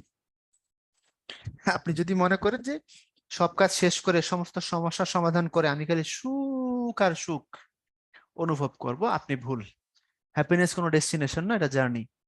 আপনি জীবন চলার পথে যখন হ্যাপিনেস তৈরি করার সুযোগ হবে তৈরি করবেন, যখন সেটাকে এনজয় করার সুযোগ পাবেন সেটাকে এনজয় করবেন। এমন না যে দুঃখের পাঠ শেষ করে খালি সুখ আর সুখ, এটা করতে পারবেন না, কারণ একটা সময় গেলে সুখের জিনিস আপনার ভালো লাগবে না, রসগোল্লাও তিতা লাগবে। তো জীবনের একটা কমন জিনিস হাসি আনন্দের ভিতর দিয়ে যাওয়া, এবং আপনি যখন এটাকে ম্যানেজমেন্ট করতে পারবেন, যখন আপনি আপনার সাধনার দ্বারা আপনার জীবনে আনন্দের উপকরণগুলো বাড়াইতে পারবেন, তখনই বলা হচ্ছে আপনি লাকি। এবং এরকম মানুষ সমাজে থাকলে ওই সমাজ সব থেকে বেশি প্রাণবন্ত হয়, এটাই বলা আছে এখানে, আর কিছু না। এসএসসি এইচএসসি এর বইয়ের সব কি গদ্য পদ্য কি পড়বে পড়ে ফেলান তাসনিম। এইগুলো নিয়ে আলোচনার দরকার আছে, আপনারা বলেন। ভাব সম্প্রসারণে চলে যাই, এবং শেষে আপনার প্রবন্ধ রচনা আছে, ওটা নিয়েও তো কথাবার্তা বলতে হবে। পারিজাত কানন মানে কি? অতি সুন্দর বাগান। তৃতীয় মূল লক্ষণ, দুই পাশে চলার পথে দেবালয়ের প্রয়োজন অধিকারী। হ্যাঁ, সুদীপ্ত, এগুলো আলোচনা করলে চোখ খুলতো কেন? চোখ কি বন্ধ? এই চোখ দিয়ে কত কিছু দেখছেন রে ভাই। এই চোখ অনেক খোলা, অনেক, তাই না? কি চোখ কি বন্ধ? মোটেই না। আমি জানি, আমি জানি, জানি, জানি, আমি জানি। বিসিএস দিব, এটা যদি 9-10-এ জানতাম তাহলে কি করতেন? ভালো করে পড়ে আসতেন। হ্যাঁ, কত কিছু দেখছে রে, এই নূরের চোখ অন্ধ করে ফেলাইছে। ওকে, মৃত্যুর হাত হইতে বাঁচিবার উপায় এই জগতে কি প্রাণীরও নাই। এখন এটা আমি কি ব্যাখ্যা করব? আমি ব্যাখ্যা করলে সারা রাতি করতে পারবো, তাহলে আপনার লাভ কি? এটা তো অনেক সহজ। সুতরাং অবধারিত সত্যকে সানন্দে স্বীকার করিয়া নিয়েও মৃত্যুকে জয় করিবার জন্য একটি বিশেষ কৌশল আয়ত্ত করিতে হইবে। তাহা হইতেছে অতীতের পূর্বপুরুষদের সাধনাকে নিজের জীবনে এমন ভাবে রূপান্তর করা, যেন ইহার ফলে তোমার বা আমার মৃত্যুর পরেও সে সাধনার শুভ ফল তোমার পুত্র আদিক্রমে বা আমার শিষ্য অধিক্রমে জগতের মধ্যে ক্রমবিস্তারিত হইতে পারে। মৃত্যু তোমার দেহকেই ধ্বংস করিতে পারিল, তোমার আরাধ্য সাধনার ক্রমবিকাশকে অবরুদ্ধ করিতে পারিল না।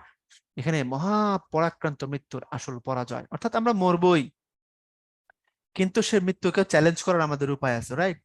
মৃত্যু তো হবেই, কুল্লু নাফসিন যায়িকাতুল মউত, আমরা মরবো নিঃসন্দেহে, কিন্তু মৃত্যুর ভিতর দিয়ে গিয়েও কিভাবে অমর হওয়া যায় সেটা আপনাকে খুঁজতে বলছে। মানে কি? মানে কি বলেন? হ্যাঁ,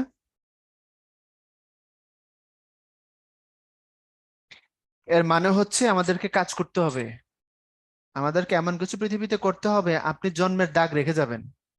পৃথিবীতে জন্মের দাগ রেখে যাওয়া, এটা কীর্তিমানের মৃত্যু নেই, ওটা অনেকে লিখতেছেন অলরেডি।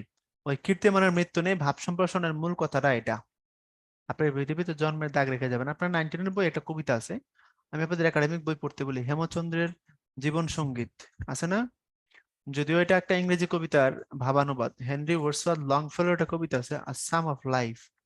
ওখানে দেখবেন একটা কথা আছে যে আমরা পৃথিবীতে এমন কিছু করে যাব আমাদের পূর্বপুরুষদের সাফল্যকে ফলো করে, যে পরবর্তীতে পরের জেনারেশন আমাদেরকে অনুকরণ করে, আমাদেরকে ফলো করে সাফল্যের দরজায় আসবে।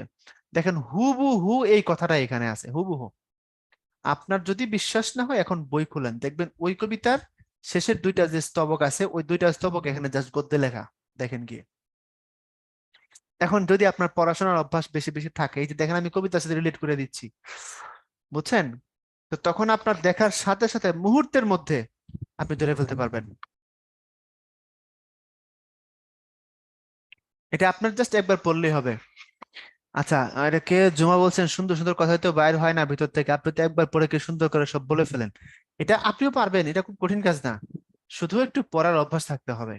মানে ধরেন আপনি একটু রেগুলারিটি মেনটেন করেন আর কি পড়ার উপর, কোনো ঘটনাই না, পারবেন। তো এটার মূল কথা হচ্ছে এটা, আমরা আমাদের জন্য মৃত্যু নিশ্চিত, তবে আমরা চাইলে কি করতে পারবো? কাজের দ্বারা অমর হইতে পারবো, কথা এটাই। মৃত্যু অবশ্যই সুন্দর, যে হুমায়ুন ফরিদী বলছিল যে মৃত্যু যেহেতু অবশ্যম্ভাবী, সুতরাং তাকে মেনে নেওয়া সব থেকে বুদ্ধিমানের কাজ, প্যারা না খাওয়া, তারপরে তুমি জীবনকে এনজয় করো। কত দারুণ দার্শনিক কথা বলছে। তো এখানে এটাই বলছে যে মৃত্যু অবশ্যম্ভাবী, তবে আপনি চাইলে এটার ভিতর দিয়ে গিয়েও কি করতে পারবেন, ভালো কাজের দ্বারা মানে মানুষের জীবনে থাকতে পারবেন। আব্দুল মালিক বলছে এখানে কীর্তি মানে কি, ভালো না মন্দ উভয়, মির্জাফর ফেরাউন তো যুগ যুগ ধরে বেঁচে আছে। আচ্ছা, বিখ্যাত এবং কুখ্যাত বলে একটা কথা আছে না মালিক, তো আপনি অবশ্যই ভালো কাজের কথা বলছি আমরা। সোনার তরী আনা যাবে কিনা, সোনার তরী আনতে পারবেন, কিন্তু সোনার তরী যেটা বলতে পারবেন না। দিতি বলছে মরণ রে তুহমম শ্যাম সমান। আচ্ছা দিতি, এই কথার প্রাসঙ্গিকতা ভিন্ন। মরণকে এখন রবীন্দ্রনাথ আবার বন্ধু বলছে ভিন্ন অর্থে, আপনি যদি ওই কবিতা পড়েন তাহলে বুঝবেন। এটা হচ্ছে কিছু মনে করেন না আপনারা আবার আমার উপরে অনেকে কষ্ট পান যে ভাই এ হচ্ছে খেপা যায়, ভাই রে কেন খেপা যায়, পরে বুঝবেন, যেদিন বুঝবেন সেদিন আমার আর পাবেন না, সরি বলারও চান্স পাবেন না, বুঝবেন অনেক দেরি হবে। তো রবীন্দ্রনাথ তখন প্রেমের ছ্যাঁকা খাওয়া মানুষ। এটা রবীন্দ্রনাথের শুরুর দিককার কবিতা, বুঝছেন, শুরুর দিকের কবিতা। তখন তিনি কষ্টে কুঁকড়ে যাওয়া মানুষ, রবীন্দ্রনাথ তার ভেতর ক্ষতবিক্ষত ছিন্ন ভিন্ন। তখন তিনি বলছেন মরণ রে তুহু মম শ্যাম সমান, বন্ধু বলছে মরণকে। কিন্তু পরে যখন আবার তার এই ধারণা ভাঙলো, তখনই তিনি আবার বলছেন যে না, আজকে আমি কি করছি, আজকে আমি সমস্ত কিছু বুঝতে পারছি, আমার উপলব্ধির মধ্যে পরিবর্তন আসছে, আজকে আমি অন্যভাবে জীবনকে দেখি, নির্ঝরে স্বপ্নভঙ্গ। ওখানে গেলে দেখবেন উনি এই কথা বলছে। স্বপ্নভঙ্গ মানে কি, স্বপ্নভঙ্গ মানে কি বলেন তো, আপনি স্বপ্ন দেখছিলাম সেটা পূরণ হয় না এমন কিছু না, স্বপ্ন মানে এখানে ঘোর, স্বপ্ন মানে এখানে তন্দ্রাচ্ছন্ন হয়ে থাকা। উনি যে চিন্তার ভিতরে তন্দ্রাচ্ছন্ন অবস্থায় ছিলেন সেটা তার কি হয়ে গেছে, ভঙ্গ হয়েছে। কারণ লাইনটাই বলছে আজিকে রবির কর পশিল প্রাণের পর, দেখেন প্রথম লাইনই তার প্রমাণ, বলছে রবির কর, কর মানে আলো, তাহলে আজকে সূর্যের আলো আমার প্রাণের উপর এসে পড়ছে, এর মানে আমি ভুল থেকে শুদ্ধ হয়েছি, পবিত্রতম চিন্তায় আসছি। আবার উনার লাইফের একদম শেষের দিকে মানুষ যখন যত বয়স হয় পৃথিবীর প্রতি তার মায়া বাড়ে, তখন বলছে মরিতে চাহি না সুন্দর ভুবন, এবার মরতে চায় না, আর কোনো কথা নাই, মরবে না, সোজা কথা, এখন আর মরতে চাচ্ছে না। এবং যত বৃদ্ধ মানুষ আছে দেখবেন তাদের পৃথিবীর প্রতি খুব মায়া। আমার পাশের হিন্দু বাড়ির যে দাদা, আমি ক্লাস 7-এ থাকতে মারা গেছে, আমার মনে আছে, তাদের অনেক জমি জমা, ওনার দুই ছেলে একসাথে থাকে, ছেলে মেয়েরা সব বড় বড়, আমার বড় ভাইয়ের বয়সী, সব বিয়ে শাদী করে ফেলছে। তো দাদা অনেকদিন বেঁচে ছিল। একবার ইরি লাগানোর মৌসুমে ওরা সমস্ত জমি ধান রোপণ করছে, বাড়ির পাশে আমাদের পুকুরের পাশে একটু উঁচু জমি। আর বলছে এখানে ইরি লাগানোর দরকার নাই, এখানে এত কষ্ট করতে পারবো না, এখানে ধান কম হয়, আমরা ইয়ে দিব, কি বলে অন্য ফসল দিব, পাটটা রোপণ করে দিব, সমস্যা নাই। দাদার এক কথা, না ধান লাগাইতে হইব, অনেক ধান দরকার তার। এখন তার পোলা, তার নাতিরা বলছে না ধানের দরকার নেই। তখন দাদা কি করছে, পাশের বাড়ির আমার আব্বা, তার পাশের বাড়ির আরেকজন, এরকম 5-7 জন মুরব্বী ডাইকা বাড়িতে নিয়ে রীতিমতো আপনার ইয়ে বানায় ফেলাইছে, আহ, এটা কি বলে, মজলিস বানায় ফেলাইছে, দরবার জমাইছে তার ছেলেদের বিরুদ্ধে, যে আমি বলছি ওরা আমার কথা শুনে না, এখানে ধান লাগাইতে কইছে ওরা লাগাইবো না। এখন পাড়া প্রতিবেশী সবাই হাসাহাসি করে যে দেখো কামিনীর কত ইচ্ছা, বয়স হয়ে গেছে 100, তার এখনো ধান দরকার, ব্যাপারটা এমন যে সে না খায়া থাকার হুমকিতে আছে, বুঝতে পারছেন, তার এত ধান তার দরকার। তার ছেলেরা বলছে সবই তো ধান দিলাম, এখানে আর ফসল যেহেতু ভালো হয় না, কষ্ট করে লাভ নাই, আমরা ইয়ে দিয়ে দিব, পাট দিয়ে দিব, কিন্তু দাদার এক কথা, এখানে ধানই দিতে হবে। আমার বাবারে নিয়ে গেছে ওখানে পঞ্চায়েত করার জন্য। তো মানুষের যখন বয়স হয় পৃথিবীর প্রতি তার মায়া বাড়ে, আবার একটা সময় গিয়ে মায়া থাকেও না, যখন আর জীবনকে সে বইতে পারে না, যখন আর জীবনের রূপ রস গন্ধ কোনো কিছু তাকে আর টাচ করে না, তখন সে বলে মন মাছি তোর বৈঠানে রে, আমি আর বাইতে পারলাম না। কি জনগণ,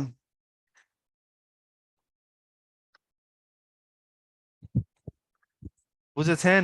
হ্যাঁ দিতি, বুঝতে পারছি। মরণকে তো সুন্দর করে প্রেজেন্ট করছে, হ্যাঁ এমন ছেকা ভালোই, অবশ্যই ভালো। আব্দুর রহমান বলছে লাস্টে আবার বলেছেন রূপনারায়ণের কুলে জেগে উঠিলাম, জানিলাম এ জগৎ সত্য নয়। ইয়েস, আপনারা পড়াশোনা করছেন টুকটাক, পড়বেন পড়বেন, পড়লে এগুলো নাথিং, কিছুই না, এগুলো তো খেলা, বা হাত কা খেল। ওকে, যেমন উচ্চ আকাঙ্ক্ষা উচ্চ আদর্শ নাই, সেমন তেজও নাই। যে গাছে রোদ বৃষ্টি লাগে না তাহা আরামে থাকতে পারে বটে, কিন্তু সে আরামে কেবল দুর্বলতা বাড়িয়ে যায়। আমাদের জাতির মনে পার্থিব কোনো প্রকার উচ্চ আকাঙ্ক্ষা, রাজনীতি রাষ্ট্রনীতির কোনো প্রবাহ নাই, এই জন্য আমাদের উচ্চশিক্ষিত লোকদিগের মধ্যেও তেমন বিশেষ তেজ, সাহস বা প্রতিভা দেখা যায় না। আমা- আমাদিগকে প্রাণপণ চেষ্টা আমাদের বালক বালিকাদের মনে সততার শ্রেষ্ঠত্ব লাভের শক্তিতে বিশ্বাসী এবং অন্যদিকে জাতির উন্নতির চরম ও পরম লক্ষ্যে মাতোয়ারা করিতে হইবে। আমাদের সন্তানদের মনে একবার আত্মবিশ্বাস জাগাইয়া তুলিতে পারিলেই তাহারা তাহাদের গন্তব্য পথ, তা যতই বিঘ্ন বহুল বিপদ সংকুল হোক না কেন, যতই দুর্গম ও দুরূহ হোক না কেন, তাহা ধরিয়েই তাহারা প্রতিষ্ঠার স্বর্ণ শিখরে উপস্থিত হইবে। সোজা কথা, কোনো জাতির যদি অ্যাম্বিশন না থাকে, ফাইট করার মতো মানসিকতা না থাকে, তাহলে এই জাতি দুর্বল হয়ে পড়বে, এই জাতি থাকবে না। দেখেন, আমাদের বাংলাদেশে যে অনেক বড় বড় মানুষ আছে আমরা কিন্তু জানি না, খেয়াল করে দেখেন। বিশাল বিশাল মানুষ আছে এবং এবং এদের 98% দেশের বাইরে। কারণ আমাদের দেশে আমরা সে গ্রাউন্ড তৈরি করতে পারি নাই, তার সাথে কথাগুলো রিলেট করা দেখেন। আমাদের বড় মানুষগুলো আমাদের নাই। উচ্চাকাঙ্ক্ষা এবং আদর্শ জাতি মনের দিক থেকে দুর্বল। আর এ কারণে উচ্চশিক্ষিতের মধ্যেও সাহস ও প্রতিভা লক্ষ্য করা যায় না। যারা আছে ব্রেন ড্রেন বিদেশে। শিশুদের যদি স্বজাতির শ্রেষ্ঠত্বের শক্তিতে আত্মবিশ্বাসী করে আপন লক্ষ্যে স্থির রাখা যায়, তবে তারা সমস্ত বাধা অতিক্রম করে সাফল্যের স্বর্ণ শিখরে আরোহণ করবে। অর্থাৎ জাতির প্রাণ শক্তি বলতে একটা কথা আছে। আমি ব্যাপারটাকে ব্যাখ্যা দিচ্ছি, দাঁড়ান একটু ওয়েট করেন। এটার সাথে অনেক ইন্টারন্যাশনাল বা রাজনীতির টপিক চলে আসবে। জাতির প্রাণ শক্তিকে যদি আপনি জাগাইতে পারেন, পৃথিবীর সব জাতির মধ্যে ট্যালেন্ট লোক আছে, এভারেজ সব জাতিতে সমান ট্যালেন্টের লোক জন্মায়। এটা ধারণা করা ভুল যে আমেরিকানরা আদতে জ্ঞানী, আমরা আদতে পিছানো, এটা একদমই ভুল কনসেপ্ট, আপনারা জানেন নিশ্চয়ই। শুধু পরিবেশ পরিস্থিতির কারণে তারা ওইভাবে তৈরি হয়, আমরা তৈরি হইতে পারি না। আমি উদাহরণ স্বরূপ আমার একটা বন্ধুর কথা বলি। প্রাইমারিতে আমি ছিলাম ফার্স্ট, ও ছিল সেকেন্ড। আমার একটা বন্ধু, ওর নাম বাপ্পি, বাপ্পি চৌধুরী। এবং নাম্বারের ডিফারেন্স বেশি না, খুব কাছাকাছি থাকতো ওই ছেলেটা। তো এসএসসি কোন রকম পাশ করার পর, অথবা পাশ করছিল না মনে হয়, হ্যাঁ, নাইনে ওঠার পর, তো ও পড়াশোনা বাদ দিয়ে আমাদের জেলা সদরে একটা ডাক্তারি ফার্মেসিতে চলে যায়। ওখানে গিয়ে যে ওষুধ বিক্রি করতো আর কি, সহকারী হয়েছিল। এবং বাপ্পি আর পড়াশোনা করে না একটা সময়। এবং বাপ্পির সাথে আমার এখন দেখা হয় মাঝে মধ্যে, অনেক কম দেখা হয়। ওর পড়াশোনা করা হয় নাই, কিন্তু আমি জানি বাপ্পি কত ট্যালেন্ট। বাপ্পি অসাধারণ ট্যালেন্টের একটা ছেলে, বাট নাই। এখন দেখেন, এই প্রাণ শক্তি জিনিসটা কি? প্রাণ শক্তির অনেকগুলো ডাইমেনশন আছে। প্রথমত, আমাদের কালচার খারাপ, আমাদের প্রাণ শক্তিকে দুর্বল করে ফেলে ছোট থেকে। আবার বিদেশি শক্তির আগ্রাসন আছে, যাদের কারণে আমাদের বাপ্পীরা উপরের দিকে আসতে পারে না, বিভিন্ন কারণে আমাদের দেশ খারাপ অবস্থার মধ্যে গিয়ে আছে। দেখেন, এই বাপ্পীকেই যদি ছোটবেলা থেকে আপনি অক্সফোর্ডে পড়াইতেন বা কোনো ভালো জায়গায় রাখতেন, সে হয়তো অনেক বেশি শাইন করার মতো মানুষ তৈরি হইতো, তাই না? তো এই যে আমেরিকানরা এবং আমরা আদতে সমান জ্ঞানী, আদতে সমান ক্যাপাসিটি আমাদের, বাট পরিবেশ না পাওয়ার কারণে আফ্রিকানরা না খায়া মরতেছে, আমরা বিপদে আছি। আমেরিকানরা আকাম কুকাম করার পরেও তাদের কিছু মানুষ এত ভালো কাজ করে গেছে যে তারা অটো টাকা পাচ্ছে। কারণ আপনি এটা কিভাবে করবেন? আপনি যদি আদর্শ তৈরি করে দিতে পারেন, উচ্চাকাঙ্ক্ষা তৈরি করে দিতে পারেন, আপনার যদি তার মধ্যে সত্যিকারের প্রাণ শক্তি এবং আত্মবিশ্বাস তৈরি করে দিতে পারেন, ওই জাতি এক সময় সাফল্যের স্বর্ণ শিখরে যাবেই। দেখেন, আমি পার্সোনালি ভারতকে পছন্দ করি না, এর জন্য অনেকে আবার আমার উপর রুষ্ট হন। কিন্তু ভারতের একটা জায়গা প্রশংসা করতে হবে, ওদের দেশাত্মবোধ মারাত্মক লেভেলে। ওদের যে টাকার যে সামর্থ্য, সে অনুযায়ী ওদের দেশের ল্যাম্বরগিনি, মার্সিডিজের সংখ্যা অনেক কম। মানে আনুপাতিক হারে যদি আপনি দেখেন, যে লেভেলে ওরা এগুলো রাইড করার ক্ষমতা রাখে, সে লেভেলে ওরা এগুলো করে না। ওরা ওদের নিজস্ব অনেক টাকার মালিক, কিন্তু সে স্বরাজ চালায়, মাজদা চালায়, মাহেন্দ্রা চালায়, জিপগুলো দেখবেন ওরা ওগুলা চালায়, টাকা অনেক। আমাদের দেশে দেখবেন, আমার 70 লাখ টাকা আছে না, আমি আরো 70 লাখ ব্যাংক থেকে নিয়ে আসা মার্সিডিজ কিনবো 1.5 কোটি টাকা দিয়ে, এটা আমাদের টার্গেট। কিন্তু ওদের দেশাত্মবোধ উপরের লেভেলে। হ্যাঁ, ভারতে হয়তো অনেক মানুষ এখনো না খায়া হয়তো দিনাতিপাত করে, কিন্তু তারা তো চন্দ্রে চলে গেছে, দ্যাটস ট্রু। ওদের দেশাত্মবোধের লেভেল আমাদেরকে প্রশংসা করতে হবে, কারণ আমরা সব দেউলিয়া, কিন্তু চিন্তা করে দেখেন, আমরা কিন্তু মানসিকভাবে মারাত্মক লেভেলের দেউলিয়া। আমাদের একটা দল মনে মনে দেশ ছাইরা হয়তো, কেউ খুব প্রেম অন্য দেশ, কেউ ভারতের জন্য, কেউ পাকিস্তানের জন্য, কেউ বলে এই দেশ ছেড়ে চলে যাব। কিন্তু ওদের মাই কান্ট্রি ফার্স্ট শুধু তো লিখছে অলরেডি এটা। ওদের দেশাত্মবোধ হাই লেভেলে ভাই, এটা প্রশংসা করতে হবে। সো যদি আপনার কাছে উচ্চাকাঙ্ক্ষা থাকে, আদর্শ থাকে, আপনার সাফল্য আসবে। এগুলো তৈরি করে দিতে হয়। যে জাতির মনে সেগুলো নাই, সেই জাতি কি করে না, ভালো করে না। আচ্ছা, একজন বলছে নাকি নায়ক বাপ্পি, নাকি না, নায়ক বাপ্পি তো হিন্দু, আমার বন্ধু বাপ্পি মুসলমান, বুঝছেন? বাপ্পির সাথে আমার অনেকদিন দেখা হয় না। খুব ভালো ছেলে ছিল বাপ্পি।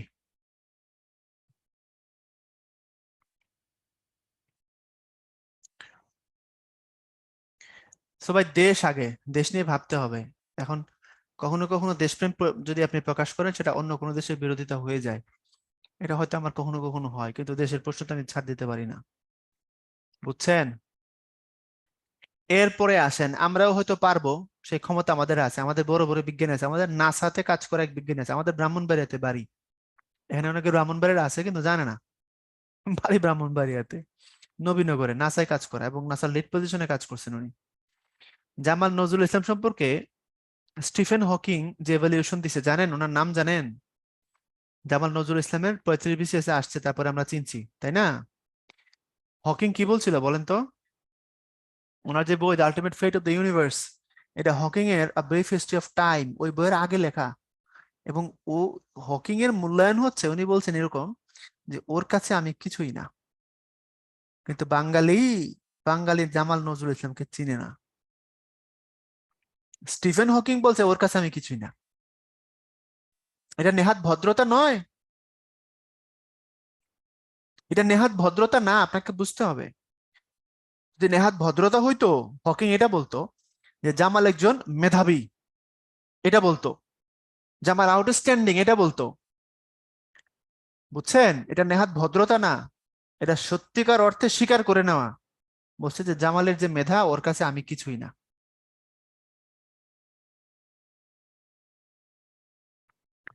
তরিকুল বলছে ব্রাহ্মণবাড়িয়ার মানুষেরা কি প্রচুর ঝাল খাইতে মারামারি করে কেন? না, মারামারি ব্যাখ্যা আমি দিছি আগে, ওটা সিম্পল। ব্রাহ্মণবাড়িয়ার মারামারি হয় একটু কিছু জায়গায়, ওটা মিডিয়া নিউজ কভার করে, সুবিধা পায় এই জন্য কভার করে, ভাইরাল হয়, পোলাপান পছন্দ করে তাই। মিডিয়া তো ভালো মন্দ বিচার করে না, যে নিউজ মানুষ খায়, হিরো আলমার পরিমণের পিছনে পড়ে থাকে, এগুলো বাদ দিয়ে দেন। এগুলো কোনো মিডিয়ার কাজ এগুলো। 18 বছর বয়সে আঘাত আসে অবিশ্রান্ত, এটা আপনাদের কবিতা, এটা কি আমার বলা লাগবে? যদি বলেন যে ভাই বলেন, এখান থেকে গুলি মেরে দিব।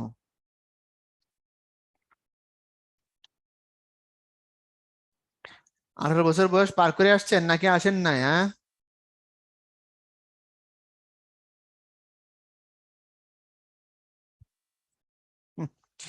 18 বছর বয়স পার করে আসছেন। 18 বছর বয়সে আঘাত আসে অবিশ্রান্ত, একে একে হয় জরু। 18 বছর বয়স কবিতার মধ্যে কষ্টের অনেক ডাইমেনশন আছে, ব্যক্তিগত কষ্ট, সামাজিক কষ্ট, পারিবারিক কষ্ট, অনেক কষ্ট একে একে আসতেই থাকে। হতাশা থাকে, এই জন্য কালো হয়ে থাকে এই বয়সটা দীর্ঘশ্বাসে, তাই না? এই বয়স কাঁপে বেদনায় থরো থরো, তবু 18 শুনেছি জয়ধ্বনি। এ বয়স বাঁচে দুর্যোগে আর ঝড়ে, বিপদের মুখে এ বয়স অগ্রণী। এ বয়স তবু নতুন কিছু তো করে। 18 মানে এখানে একটু বুঝছেন, 18 মানে এখানে 17 বছর 364 দিনের পরের দিনকে বোঝায় নাই। 18 বছর মানে এখানে বুঝাইছে তারুণ্যের প্রারম্ভ। মানে কি, জায়গাটাকে ভুলভাবে নেয়। 18 মানে এখানে কি, তারুণ্যের প্রারম্ভ। তো পৃথিবীতে মানব কল্যাণের জন্য যা কিছু হয়েছে, তরুণরা সবার আগে করছে, এটা যদি না বোঝেন তাহলে কেমনে হবে? হিলফুল ফুজুল রাসূল সাল্লাল্লাহু সাল্লাম যখন করছিলেন, তখন তো ওনার বয়স 17 বছর, ঠিক না? ভাষা শহীদ আমাদের যারা, তারা কেমন কেউ যে ভুলে গুলি লেগে মরছে? ওহিউল্লাহ ছাড়া, ওহিউল্লাহ স্কুলে গেছিল, গুলি খাইছে, ছোট্ট মানুষ। আর আমাদের যে আমরা সালাম, বরকত, রফিক, জব্বার আমরা বলি, ওরা কারা? সবাই স্বেচ্ছায় ডিরেক্ট মিছিলে গেছে, ডিরেক্ট, কোনো আওয়াজ নাই। বুঝছেন তো? এরা তরুণ। এরপরে আসেন আমাদের প্রতিটা সংগ্রামে, মুক্তিযুদ্ধ পর্যন্ত তারা কারা? তারা তরুণ। ভাই তারুণ্যই তো আসল, তাই না? তো তরুণদের ধর্ম এটা, তার মধ্যে নেগেটিভিটি থাকে, তবে পজিটিভিটি যেটা থাকে সেটা দিয়ে তো তারা পৃথিবীকে গড়েছে। ঘাত প্রতিঘাতের ভিতর দিয়ে এসে তারা আবার এমন কিছু করে, তারা রক্তদানের পুণ্য জানে, হ্যাঁ, এটা তারুণ্যের জয়গান। এটাই আসল, সেগুলো আমার মনে করি বলা লাগবে না। এরপরে এই যে এটা, এটা হলো আপনার জীবন সঙ্গীত কবিতাটা, এটা আমি বলছিলাম না কিছুক্ষণ আগে, এই যে সেই স্তবকটা এখানে আছে, দেখেন আমি পরে পরে দেখাইতেছি, শুনেন। এটা হেমচন্দ্র বন্দ্যোপাধ্যায়ের কবিতা, হ্যাঁ। এবং ইংরেজি সাম অফ লাইফ, ওই কবিতার ভাবানুবাদটা, ওই কবিতা লিখেছিলেন একজন, আর একজন মার্কিন কবি, ওনার নাম হেনরি ওয়ার্ডসওয়ার্থ লংফেলো। আমি আপনার কবিতাটা বুঝাই দিই, আপনি এটা যেমনি খুশি এমনি করেন, যেহেতু কবিতা। মহাজ্ঞানী মহাজন যে পথে করে গমন, হয়েছেন প্রাতঃস্মরণীয়। প্রাতঃস্মরণীয় শব্দের অর্থ সকালবেলা স্মরণ করার উপযুক্ত, অর্থাৎ আপনি তার আদর্শকে ফলো করে দিন শুরু করবেন, এই অর্থে। সেই পথ লক্ষ্য করে স্বীয় কীর্তির ধ্বজা ধরে, ধ্বজা শব্দের অর্থ পতাকা। বলছে মহাজ্ঞানী মহাজনরা যে পথে গমন করে, মানে যে কাজ করে অনুকরণীয় হয়েছেন, আমরা সেই পথ লক্ষ্য করব, নিজের কাজের পতাকার মাধ্যমে, কীর্তির মাধ্যমে আমরা বরণীয় হব। সময় না, এটা সমর, সমর সাগর তীরে পদাঙ্ক অঙ্কিত করে আমরাও হব হে অমর।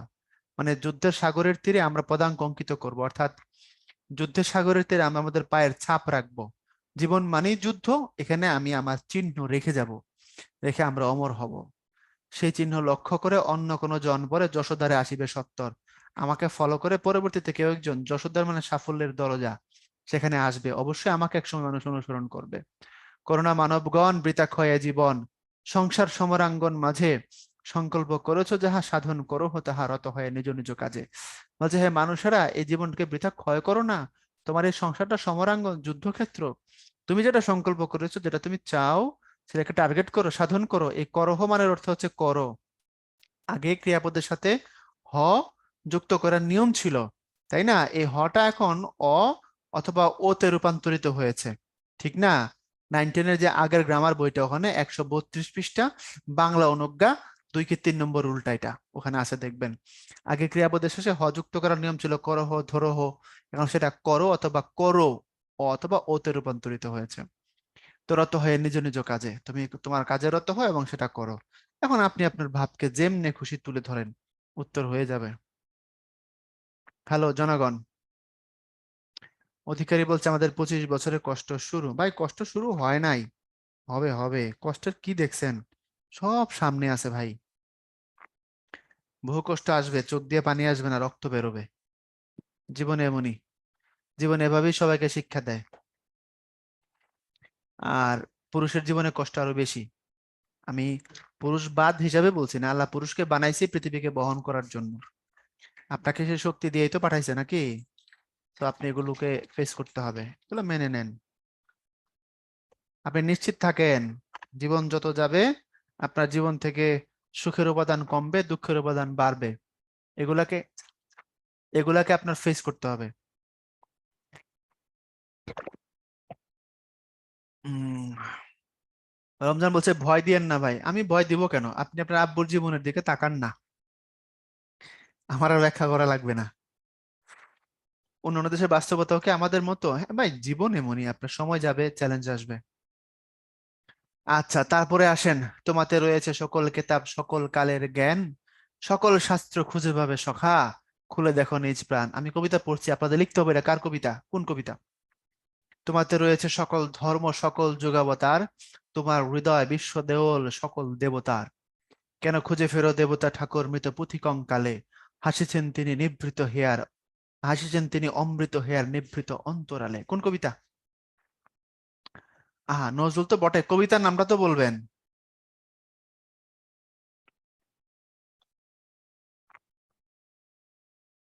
না গো ফাহাদ, না না, এ মানুষ কবিতা না, আন্দাজি বলেন না। মাইরালছেন গো, মাইরালছেন। এমন সহজ জিনিসে ভুল করেন কেন? বুঝছা, সামনে তো অনেক পড়া বাকি আছে, তো কি করব, আমি আগাইলে বলবেন ভাই স্কিপ করছে। আজকে 12টায় ছুটি দিব। এটা সাম্যবাদী কবিতা, ইয়েস, ইন্টারমিডিয়েট কবিতা, এটা সাম্যবাদী। হ্যাঁ মানুষ, তোমার মধ্যে সমস্ত কিছু আছে গো মানুষ, বুঝছেন? আমরা এগুলো বুঝতে পারি না, আমরা বিভাজন করে দল পাকায়া, তুই হিন্দু আমি মুসলমান, আমি সব, ও খ্রিস্টান, ওর এখানে কোনো অধিকার নাই। আরে ভাই, পৃথিবীতে আল্লাহ যেখানে তার অক্সিজেন, তার প্রকৃতির সবকিছু সবার জন্য ভাগ করছে, তুমি এখানে তো পাকনামি করো কেন? তুমি কই থেকে আসছো বাদ দেওয়ার জন্য, তাই না? নজরুলের কথা এটাই এখানে। নজরুলের দর্শন সময়ের সাথে সাথে চেঞ্জ হয়েছে, দ্যাটস ট্রু, বাট এখানকার কথাটা তো এটা। মানুষ, তুমি তোমার ভিতরে সমস্ত কিছুকে খোঁজো, সকল কিতাব সকল কালের জ্ঞান তোমার মধ্যে আছে। অর্থাৎ এটার মূল কথা কি জানেন? মূল কথা হচ্ছে নো দাই সেলফ, নিজেকে জানো। এবং এটাই কিন্তু খুব বড় লেভেলের একটা ফিলোসফিকে ক্রিয়েট করে, এটা আমরা জানি। কারণ দেখেন, সক্রেটিস আজকে থেকে 2500 বছরেরও বেশি আগে বলে গেছিলেন নো দাই সেলফ, নিজেকে জানো। এই কথাটা তারও আগে হিন্দুদের গীতাতে আসছে, আত্মনং ভিত্তি, নিজেকে জানো। এই কথাটা আমাদের ধর্মে আসছে, মান আরেফা নাফসাহু ফাকাদ আরাফা রাব্বাহু, যে নিজের নফসকে জেনেছে সে তার রবকে জেনেছে। ঘুরে কথা এক, তুমি তোমাকে জানো। তুমি বই খুঁজে, ধর্মগ্রন্থ খুঁজে, বা তারপরে কিতাব খুঁজে ঘাটাঘাটি করে যদি মনে করে থাকো পৃথিবীকে তুমি চিনে ফেলছো, না না না। পৃথিবী চিনতে হলে মানুষের কাছে দাও, তিনি সৃষ্টিকর্তা, অমৃত হেয়ার নিভৃত অন্তরালে মানুষের হৃদয়ে বসে তিনি হাসছেন। সো মানুষের কাছে যাও, তাকে যদি আবিষ্কার করতে পারো, তোমাকে যদি আবিষ্কার করতে পারো, স্রষ্টা তোমার উপর রাজি আর খুশি হয়ে যাবে।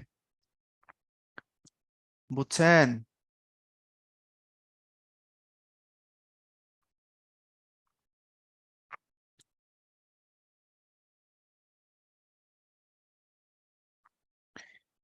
এটা কোন কবিতা? অবশ্যই দুলাভাইয়ের কবিতা। কবিতার নাম বলেন।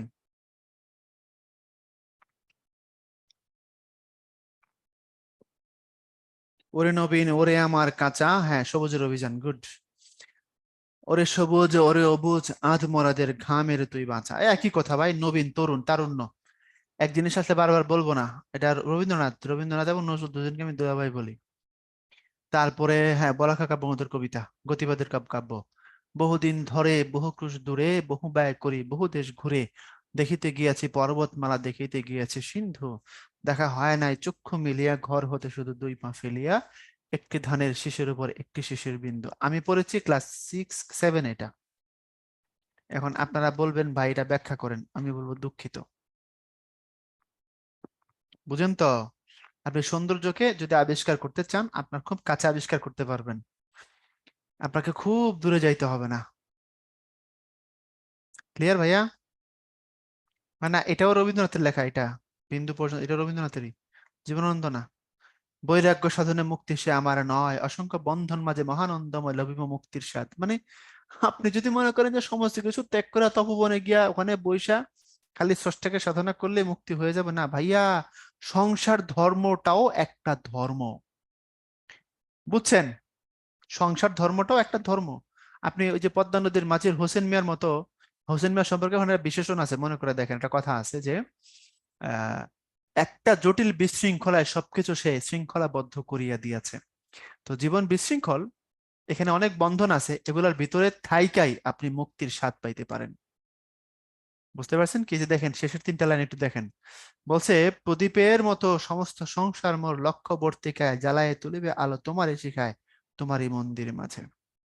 সুতরাং আপনি বৈরাগ্য নিলেই যে মুক্ত হয়ে যাবেন, আপনি বৈরাগ্য সাধনা করলেই যে স্রষ্টাকে পাবেন, নট লাইক দ্যাট। আপনি কি করতে পারবেন? সংসার ধর্মটাও বড় ধর্ম, আপনি এটাকে ঠিক মতো পালন করলে এখান থেকে অনেক কিছু পাবেন। একটা হাদিস বলি, যারা বিয়ে করছেন তারা শুনেন, যারা বিয়ে করেন নাই তারা আরো বেশি করে শুনেন, কাজ হবে। শুনেন, আমি একটা কথা বলি প্রায় সময়, নিয়মে ওষুধ অনিয়মে বিষ।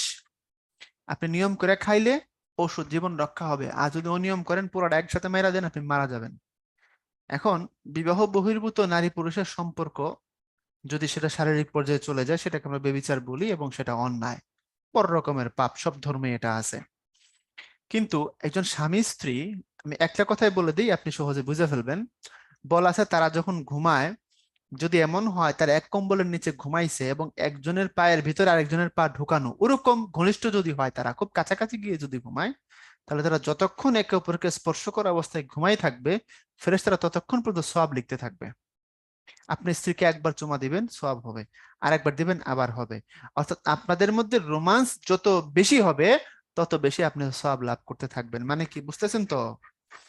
যত ইনভেস্ট তত প্রফিট। এখন আপনি ইনভেস্ট যদি ভুল ওয়েতে করেন, ভুল টাইমে করেন, তাহলে তো সব শেষ। তো এই জন্য আপনাকে বোঝা লাগবে যে সংসার ধর্মটাও একটা ধর্ম রে ভাই। কোনো বউ যদি তার স্বামীর ব্যাপারে সার্টিফাই করে আমার স্বামী ভালো, আল্লাহ বলছে আমি ওর উপরে খুশি। কোনো স্বামী যদি সার্টিফাই করে আমার বউটা ভালো, আল্লাহ বলছে ওই মেয়ে জান্নাতি। জানতেছি হাদিস শোনায়া। সুদীপ্ত কয় শুধু স্ত্রীকে এ ডাকাইত, ডাকাইত, গুলি করে মারমু। এই বুঝছেন তো কিভাবে সংসার ধর্ম একটা ধর্ম? তো বৈরাগ্যই যে মুক্তির মাপকাঠি নয়।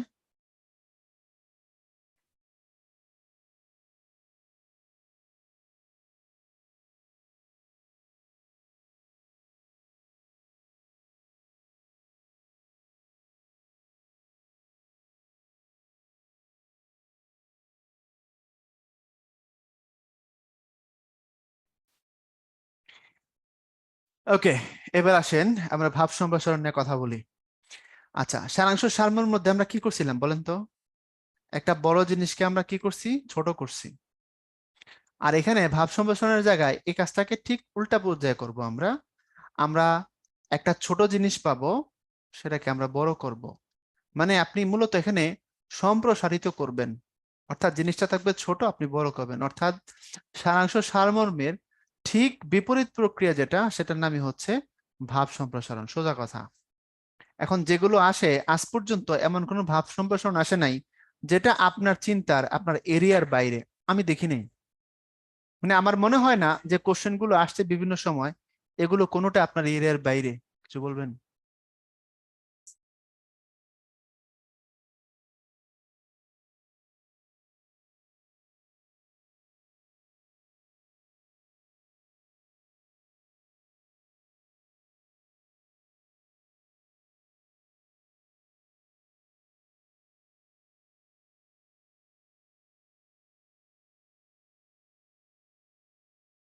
ওকে, তো এখন আসেন, এখানে আপনাকে কি করতে হবে, ছোট থেকে আপনাকে বড় বানাইতে হবে। তো আপনার এমন কোনো আইডিয়া বা আপনার চিন্তার এরেনার যে বাইরে এখানে কোশ্চেন আসে এমন আসেন, আপনাকে দেখাই প্রশ্নগুলো।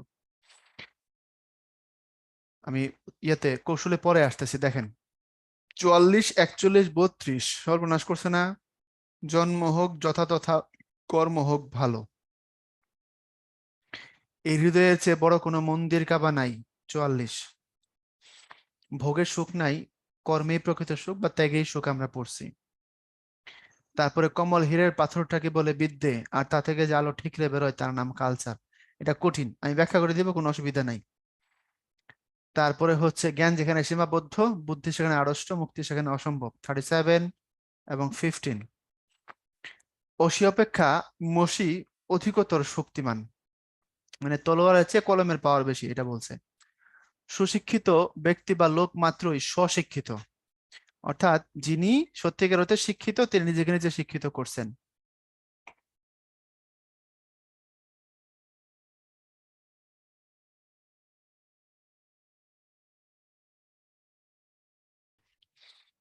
এরপরে দেখেন, আচ্ছা রচনায় চলে আসছি। এখন বলেন তো, আমার ধারণা আপনাদের চিন্তার বাইরে থেকে এরিয়ার বাইরে চলে গেছে এইটা। আমি কি ঠিক বলছি? হয়তো কারো কারো এরিয়ার বাইরে চলে যেতে পারে, এটা গেছে কিনা?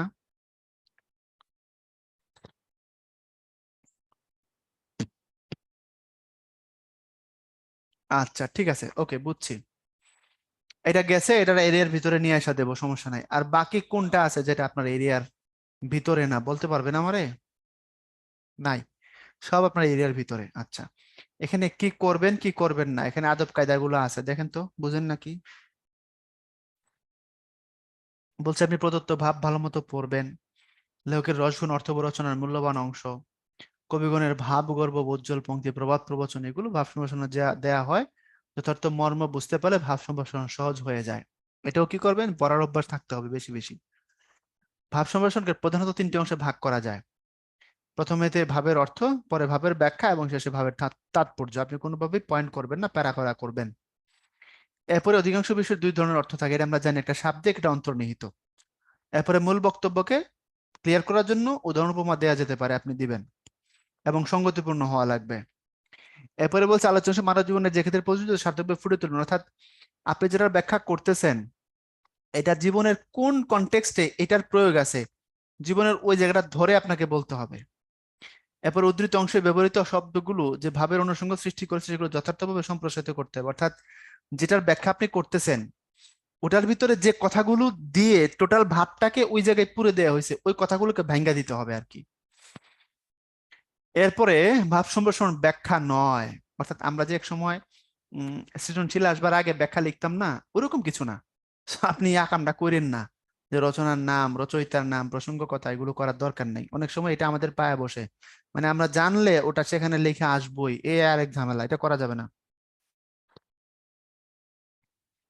প্রদত্ত অংশটুকু প্রাসঙ্গিক হলে, বলছে ঐতিহাসিক, পৌরাণিক বা বৈজ্ঞানিক তথ্য উল্লেখ করা যেতে পারে। প্রাসঙ্গিক মানে কি অর্থে দেয় আমি একটু বলি। ধরেন বললো যে স্বাধীনতা অর্জন করার থেকে স্বাধীনতা রক্ষা করা কঠিন, এটা আপনি ব্যাখ্যা করতেছেন। তো সেখানে আপনি চাইলে কোনো হিস্ট্রিক্যাল প্লট থেকে ইনফরমেশন দিতে পারেন। আপনি বলতে পারেন যে স্বাধীন দেশেও 1972 সালে জানুয়ারি মাসে আমাদের শ্রেষ্ঠ বুদ্ধিজীবীদের একজন জহির রায়হান নিখোঁজ এবং শহীদ হন। আপনি কিন্তু এখানে ঐতিহাসিক তথ্য দিচ্ছেন কেন? কথা বলেন তো। আপনি যে কথা ব্যাখ্যা করছেন সেই কথার সাথে, সেই থটের সাথে প্যারালাল করতে গিয়ে ব্যাখ্যাটাকে আপনি ওখান থেকে ইনফরমেশনটা নিয়ে এখানে ঢুকাই দিচ্ছেন। আমি কি বুঝাতে পারছি আপনাকে? কথা বলেন। আপনি এরকম বলতে পারবেন, সমস্যা নাই। হ্যালো জনগণ, এরপরে বলছে কোন বাড়তি তথ্য কোনটি আপনার অভিমত পড়া মাত্র যেন এই দুইয়ের পার্থক্য বোঝা যায়, নচেত ভুল বোঝার সম্ভাবনা থাকে। অর্থাৎ কোনটা আপনি মতামত হিসেবে নিচ্ছেন আর কোনটা ইনফো, পার্থক্য যেন হয়। বক্তব্য যেন দৃঢ়বদ্ধ সেদিকে লক্ষ্য রাখতে হবে। অর্থাৎ আপনি যে কথাগুলো বলছেন, শুরুর কথা, মাঝের কথা, শেষের কথা, আপনার বক্তব্যের যেন ধারাবাহিকতা থাকে, ছাড়া ছাড়া না হয়। আপনি একটা উত্তরের মধ্যে যেন আপনার দুই রকমের সত্তার পরিচয় ফুইটা না ওঠে।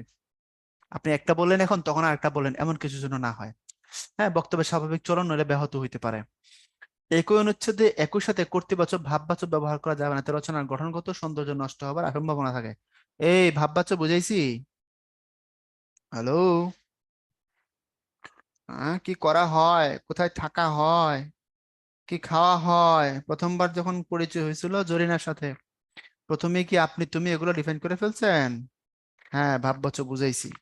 তো যেহেতু বুঝাইছি, এই জন্য এই ভাষার যে সিস্টেম সেটার প্রতি লক্ষ্য রাখবেন আর কি। ওকে, থ্যাংক ইউ। সবসময় একই দৈর্ঘ্যের বাক্য ব্যবহার না করে একঘেয়েমি চলে আসে, অর্থাৎ বাক্যের ফরমেশন গুলো খেয়াল করবেন, একই সাইজের একই টোনের বাক্য যেন না হয়। আপনি এখানে সিম্পল, কমপ্লেক্স, কম্পাউন্ড সবই ব্যবহার করতে পারেন, তবে আপনার বক্তব্যের জন্য পরিষ্কার হয়, সবাই যেন সহজে বুঝতে পারে। আপনাকে আমি সিম্পল, কমপ্লেক্স, কম্পাউন্ড বলার মানে লেখার অনুমতি দিছি, আর মানে এই না আপনি বঙ্কিমীয় বাংলা লেখা শুরু করে দেবেন। সর্বোপরি সহজ সরল সাবলীল এবং প্রাঞ্জল, এটা সবাই, সহজ কথা সব থেকে বড় অলংকার, বঙ্কিম নিজেই বলছে। তো সে আবার কঠিন কঠিন কথা লিখছে। যাই হোক, এখন আসেন, জন্ম হোক যথাযথ, কর্ম হোক ভালো, আশা করি বলার দরকার হবে না। তারপরে হচ্ছে আপনার এর হৃদয়ের চেয়ে বড় কোনো মন্দির কাবা নাই, বলার দরকার নাই, পারবেন, রাইট? মানুষই আসল, এটার মূল কথা কিন্তু মানুষ, মানুষ দিয়ে বলবেন। হৃদয়ের ব্যাখ্যা না, মূলত এখানে মানুষ, ব্যক্তি মানুষ, তার মন, তার ফিলোসফি, তার স্রষ্টা, মানুষের চিন্তাটাই তো মানুষ, এভাবে রিলেট করে বলবেন। ভোগের সুখ নাই, কর্মে প্রকৃত সুখ, এটা দরকার নাই যে এটা নিয়ে আলোচনা করি, ঠিক তো? কমল হীরের পাথরটাকে বলে বিদ্যে, আর তা থেকে যে আলো ঠিকরে বেরোয় তার নাম কালচার। প্যারাগুলোর যে নাম উল্লেখ ওইগুলো দিব না, না, আপনি প্রথমে 3 থেকে 5 লাইনে সংক্ষেপে মূল কথাটা বলবেন, তারপরে আপনি দুটো প্যারায় বা একটা প্যারায় বড় কথা মূল কথাটাকে ব্যাখ্যা করবেন, তারপরে শেষের দিকে গিয়ে একটা ছোট্ট উপসংহার দিবেন প্যারা আকারে। আমি এটাই তো বলছি তুষার, মূল ভাব সম্প্রসারিত বা এরকম কোনো পয়েন্ট দিবেন না, না দেওয়াই ভালো। যেমন আমরা এখানে ভাব সম্প্রসারণ বলছি কেবল, বলে 3টা ভাগে ভাগ করে দিছি। ভাব সম্প্রসারণ বলছি এই অর্থে যেটা উত্তরটা, এটা বোঝানোর জন্য। এটা না বললেও সমস্যা নাই, আপনি উপরে টপিক দিবেন, দিয়ে একদম কোপাই দিবেন। ওকে, এখন আসেন, সোজা কথা যেটা সেটা হচ্ছে এই, আপনি বিদ্যা অর্জন করেন, আমার কথাটা বুঝেন, আপনি বিদ্যা অর্জন করলেন, আপনার অর্জিত বিদ্যার যে চারিত্রিক রিফ্লেকশন, এটার নাম হচ্ছে আপনার কালচার বা আপনার অ্যাটিটিউড। আমরা সহজে এটাকে অ্যাটিটিউড বলতে পারি। খবরদার, আজকাল টিকটক জামানায় যেসব জিনিসকে অ্যাটিটিউড বলা হচ্ছে, এটা ভুল, 100% ভুল। এখানে ভাবসাব দেখানো, মানে এটাকে শো অফ করা, এমন জিনিসকে অ্যাটিটিউড বলে। না না না, এগুলো না, টিকটকীয় সংজ্ঞা না। অ্যাটিটিউড মানে আপনার দৃষ্টিভঙ্গি, আপনার স্মার্টনেস, আপনি কিভাবে কথা বলেন, আপনি কিভাবে বিহেভিয়ার করেন, আপনার ভ্যালুটা কেমন, আপনি বড়কে ছোটকে সমবয়সীকে কিভাবে দেখেন, আপনার লাইফ, সমাজ, পরিবার, জীবন, ধর্ম, রাজনীতি, অর্থনীতি নিয়ে আপনার কি চিন্তা, এই টোটাল ব্যক্তিত্বটাকে এক কথায় বলে অ্যাটিটিউড। সো আপনি পড়াশোনা করার পরে আপনার যে অর্জিত বিদ্যা, আপনি বিভিন্ন জায়গায় গেলেন, আপনার যে অর্জিত অভিজ্ঞতা, আপনি অনেকের কাছ থেকে দেখলেন, শিখলেন, বুঝলেন, এগুলোর নাম বিদ্যা, এটা আপনি ভিতরে নিছেন। এরপরে ওখান থেকে যে রিফ্লেকশনটা আপনার মধ্য দিয়ে প্রকাশিত হবে, সেটার নাম কালচার। তো দামি কোনটা পাগলা? দামি কালচার। এখন আমি আপনাদের কিছু বলি, আপনাদের কমন পড়ে গেলে কিছু মনে করেন না। আমি দেখেছি অনেককে, অনেক ভালো প্রতিষ্ঠানে পড়াশোনা করে বা ভালো চমৎকার জায়গা থেকে আসছে, কিন্তু তার সাথে খাইতে বসলে খাওয়া শেষ করা মুশকিল হয়। তার ভাত মাখা, ভাত মুখে দেওয়া, ভাত চিবানোর যে স্টাইল, এটা দেখলে আপনি লক হয়ে যাবেন। ভাইরে, যদি আপনাদের মধ্যে এসব থাকে রে ভাই, এগুলাকে কাভার করতে হবে। খাওয়া হচ্ছে পৃথিবীতে সব থেকে বড় শিল্পগুলোর একটা শিল্প হচ্ছে খাওয়া, এটা জানেন তো? এজন্য দেখবেন যে উন্নত বিশ্বে 100 টাকার খাবারকে 300 টাকার জিনিস দিয়ে তারা উপস্থাপন করে। খাবারের একটা মারাত্মক ডেকোরেশন ওরা করে, দেখেন, তাই না? উপস্থাপনটা হয়তো খাবারের দাম থেকে উপস্থাপনের দাম বেশি। তো ভাই এগুলো বুঝতে হবে তো। তো এই জন্য আপনার কালচারটা হলো আপনার ভিতর দিয়ে যেটা প্রকাশিত হচ্ছে। যেমন দেখেন, আমি অনেকে হ্যান্ডশেক করতে দেখি, আমার খুব কাছের মধ্যে আমি এমন দেখছি, ওরে বাবা, হ্যান্ডশেক করার সময় সে এমন ভাবে হাতটা বাড়াইছে, মানে আমি আমি একটু ভিডিওটা অন করে দেখাই, আপনারা একটু আমার চাঁদ মুখটা একটু দেখেন, সুন্দর, মাশাআল্লাহ, খারাপ লাগবে না। দেখতে পাচ্ছেন?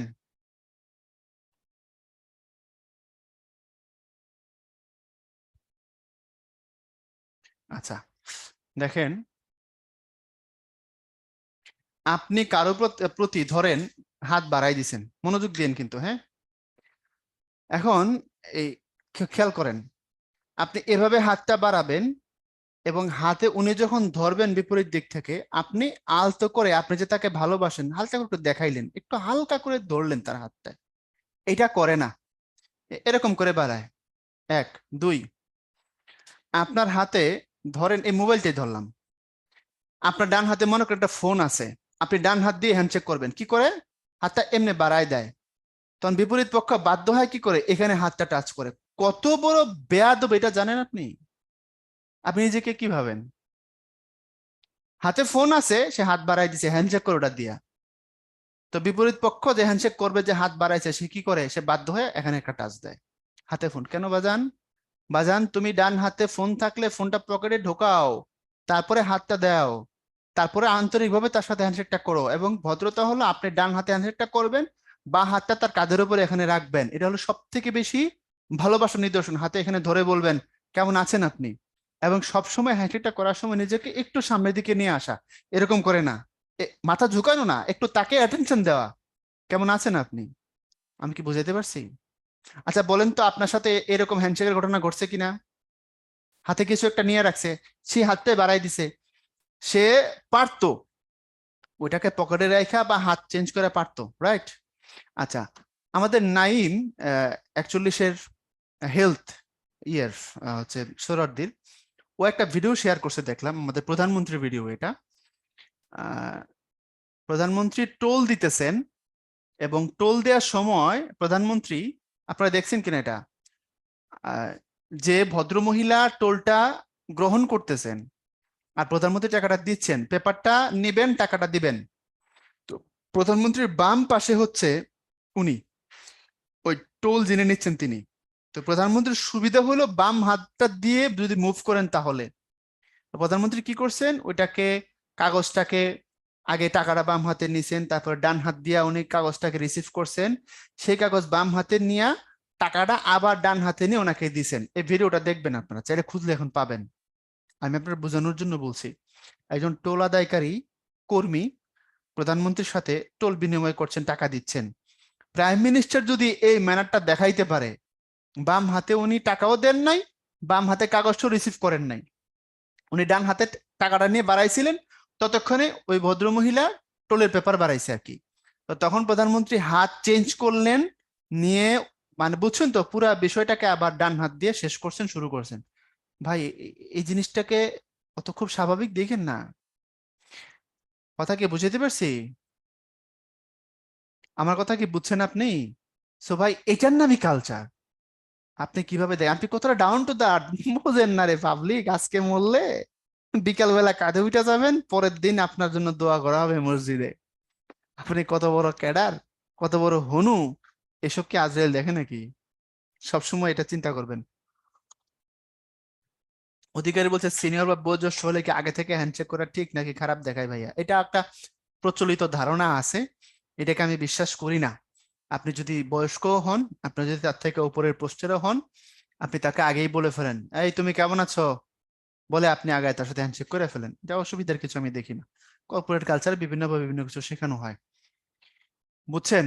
হাম্বল খারাপ কিছু না, তবে এখানে আপনাকে কৌশলী হওয়া লাগবে। অনেক সময় হয় কি, দুর্বলতা ভাবে মানুষ, বিনয়কে দুর্বলতা ভাবে।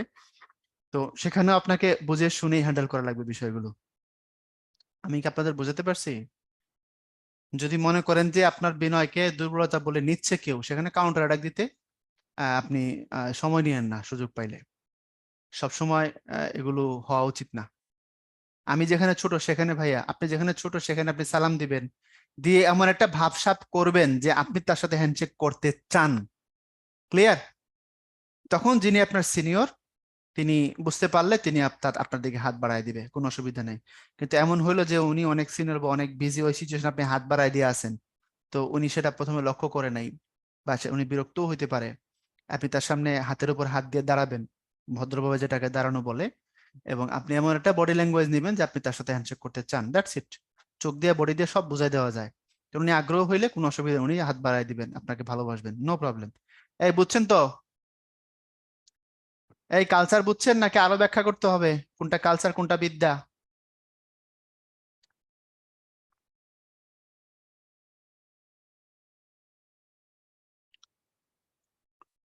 বিদ্যা দামি না কালচার দামি, জনগণ?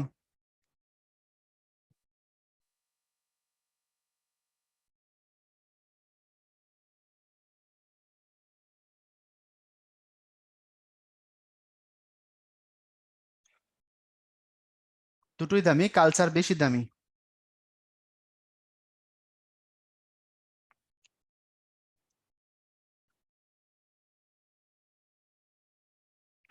জ্ঞান যেখানে সীমাবদ্ধ, বুদ্ধি সেখানে আড়ষ্ট, মুক্তি সেখানে অসম্ভব। অর্থাৎ আপনার যদি সীমাবদ্ধ জ্ঞান থাকে, আপনি যদি অল্প জ্ঞানের মানুষ হন, আপনার বুদ্ধির মধ্যে জড়তা থাকবে, আড়ষ্ট হয়ে থাকবেন আপনি, আর সেটা দিয়ে আপনার সামাজিক অর্থনৈতিক কোনো মুক্তি আসা সম্ভব না। এটা শিক্ষা পত্রিকার স্লোগান, আমরা কম বেশি সবাই জানি। সীমাবদ্ধ জ্ঞানে বুদ্ধিতে জড়তা থাকে, আর সেটা দ্বারা কি হয় না, জাতির মুক্তি আসে না। এটা এখানে আছে, ব্যাখ্যা করলে পারবেন। কলমের থেকে তলোয়ার, সরি, তলোয়ারের থেকে কলম শক্তিশালী, এটা বলার দরকার নাই। কারণ একটা তলোয়ার দিয়ে আর আপনি কত কত হাজার মানুষ কাটতে পারবেন, তলোয়ার তো তারপরে শেষ। কিন্তু একটা কলমের খোঁচায় কোটি কোটি মানুষের ভাগ্য আপনি চুরি করতে পারেন, সম্ভব। সো কলমের শক্তি অনেক বেশি, এই জন্য কলমের বা যে মসি আছে তার ব্যবহার খুব আপনাকে সতর্ক হয়ে করতে হবে। এখানে কথা আছে কিন্তু, যদি মসির বানানটা এটা তো কলম যেটা আমরা এখন লিখতেছি, আর যদি মসিটা এমন হয়, মসি, এই মসি শব্দের অর্থ কালো, বা এই মসি শব্দের অর্থ অন্ধকার। আর যদি রস্বইকার দীর্ঘইকারে ঝামেলা করেন, অর্থ চেঞ্জ হয়ে যাবে কিন্তু, খবরদার। বুঝছেন না বুঝেন নাই? সুশিক্ষিত লোক মাত্র স্বশিক্ষিত, দরকার আছে কিছু শুনবার, শুনতে চান? মসি মানে কালি কিনা? কালি তো অন্ধকার অর্থে বলছি রে ভাই, কালো অর্থে বলছি। অন্ধকার, কালি মানে কালিমা। আর ও এই মসি অর্থে কালি কিনা না, এই মসি মানে কলম, অ্যাকচুয়ালি ব্যবহারিক অর্থ হচ্ছে কলম। ওসির চেয়ে মসি বড় ওই অর্থে। ক্লিয়ার, মোহাইমেন? এরপরে সুশিক্ষিত লোক মাত্র সুশিক্ষিত, দরকার আছে কিছু বলার, শুনতে চান? মনে হয় না। এরপরে হচ্ছে রচনা বা প্রবন্ধ। আমরা এখানে দুটো সুন্দর সুন্দর রচনা দিয়ে দিছি। এখন রচনা লেখার কৌশল কি? ইংলিশে তো আপনার জন্য ইয়ে থাকে, ওয়ার্ড লিমিট করা থাকে 1000, এখানে তো ওয়ার্ড লিমিট নেই, আপনি একটু বড় করতে পারবেন। আমি কৌশলগুলো আপনাকে এক দৃষ্টিতে সংক্ষেপে বলে দিই, এরপরে আপনাদের থেকে আমি প্রয়োজনে ওপেন কোশ্চেন নিব। প্রথমত আমরা যেটা লিখে রাখলাম প্রবন্ধ, আমরা রচনা বলি এটাকে, এটা প্রবন্ধ। রচনা মানে কোনো কিছু নিজে নিজে বানিয়ে লেখা। কেউ যদি কবিতা লিখে, তাহলে সেটা সে কবিতা রচনা করলো। আমার বন্ধু দুলাল কবিতা লিখছিল, তোমাকে ভালোবেসে ভোলা যায় না, তোমাকে ভালোবেসে পাওয়া যায় না। হয়তো নিজের জীবনের অভিজ্ঞতা থেকে লিখছে, নট শিওর। তো তো এটা অনুকাব্য। আমার দেখা জিজ্ঞাসা করছে কেমন হয়েছে, দারুণ হয়েছে। এখন দারুণ হয়েছে না বললে তো এটা আমার থেকে সে আদায় করে নিবে, কোনো না কোনো ভাবে দারুণ বলতেই হবে আমার। তো প্রথমে বলে দেওয়া ভালো, তাই না? আবার একটা গল্প লিখছিল, আঞ্জুমানের গল্প, আমি সেটা আমার শোনাইছিলাম, আমি বলছি খুব ফাইন। তো সে কেন জানি এক সময় আর লেখালেখি করলো না, হয়তো আবার ছেঁকা খাওয়ান, আবার না, আমি আবার কেন জানি না, জীবনে কষ্ট আসার দরকার আছে তাইলে লিখবে।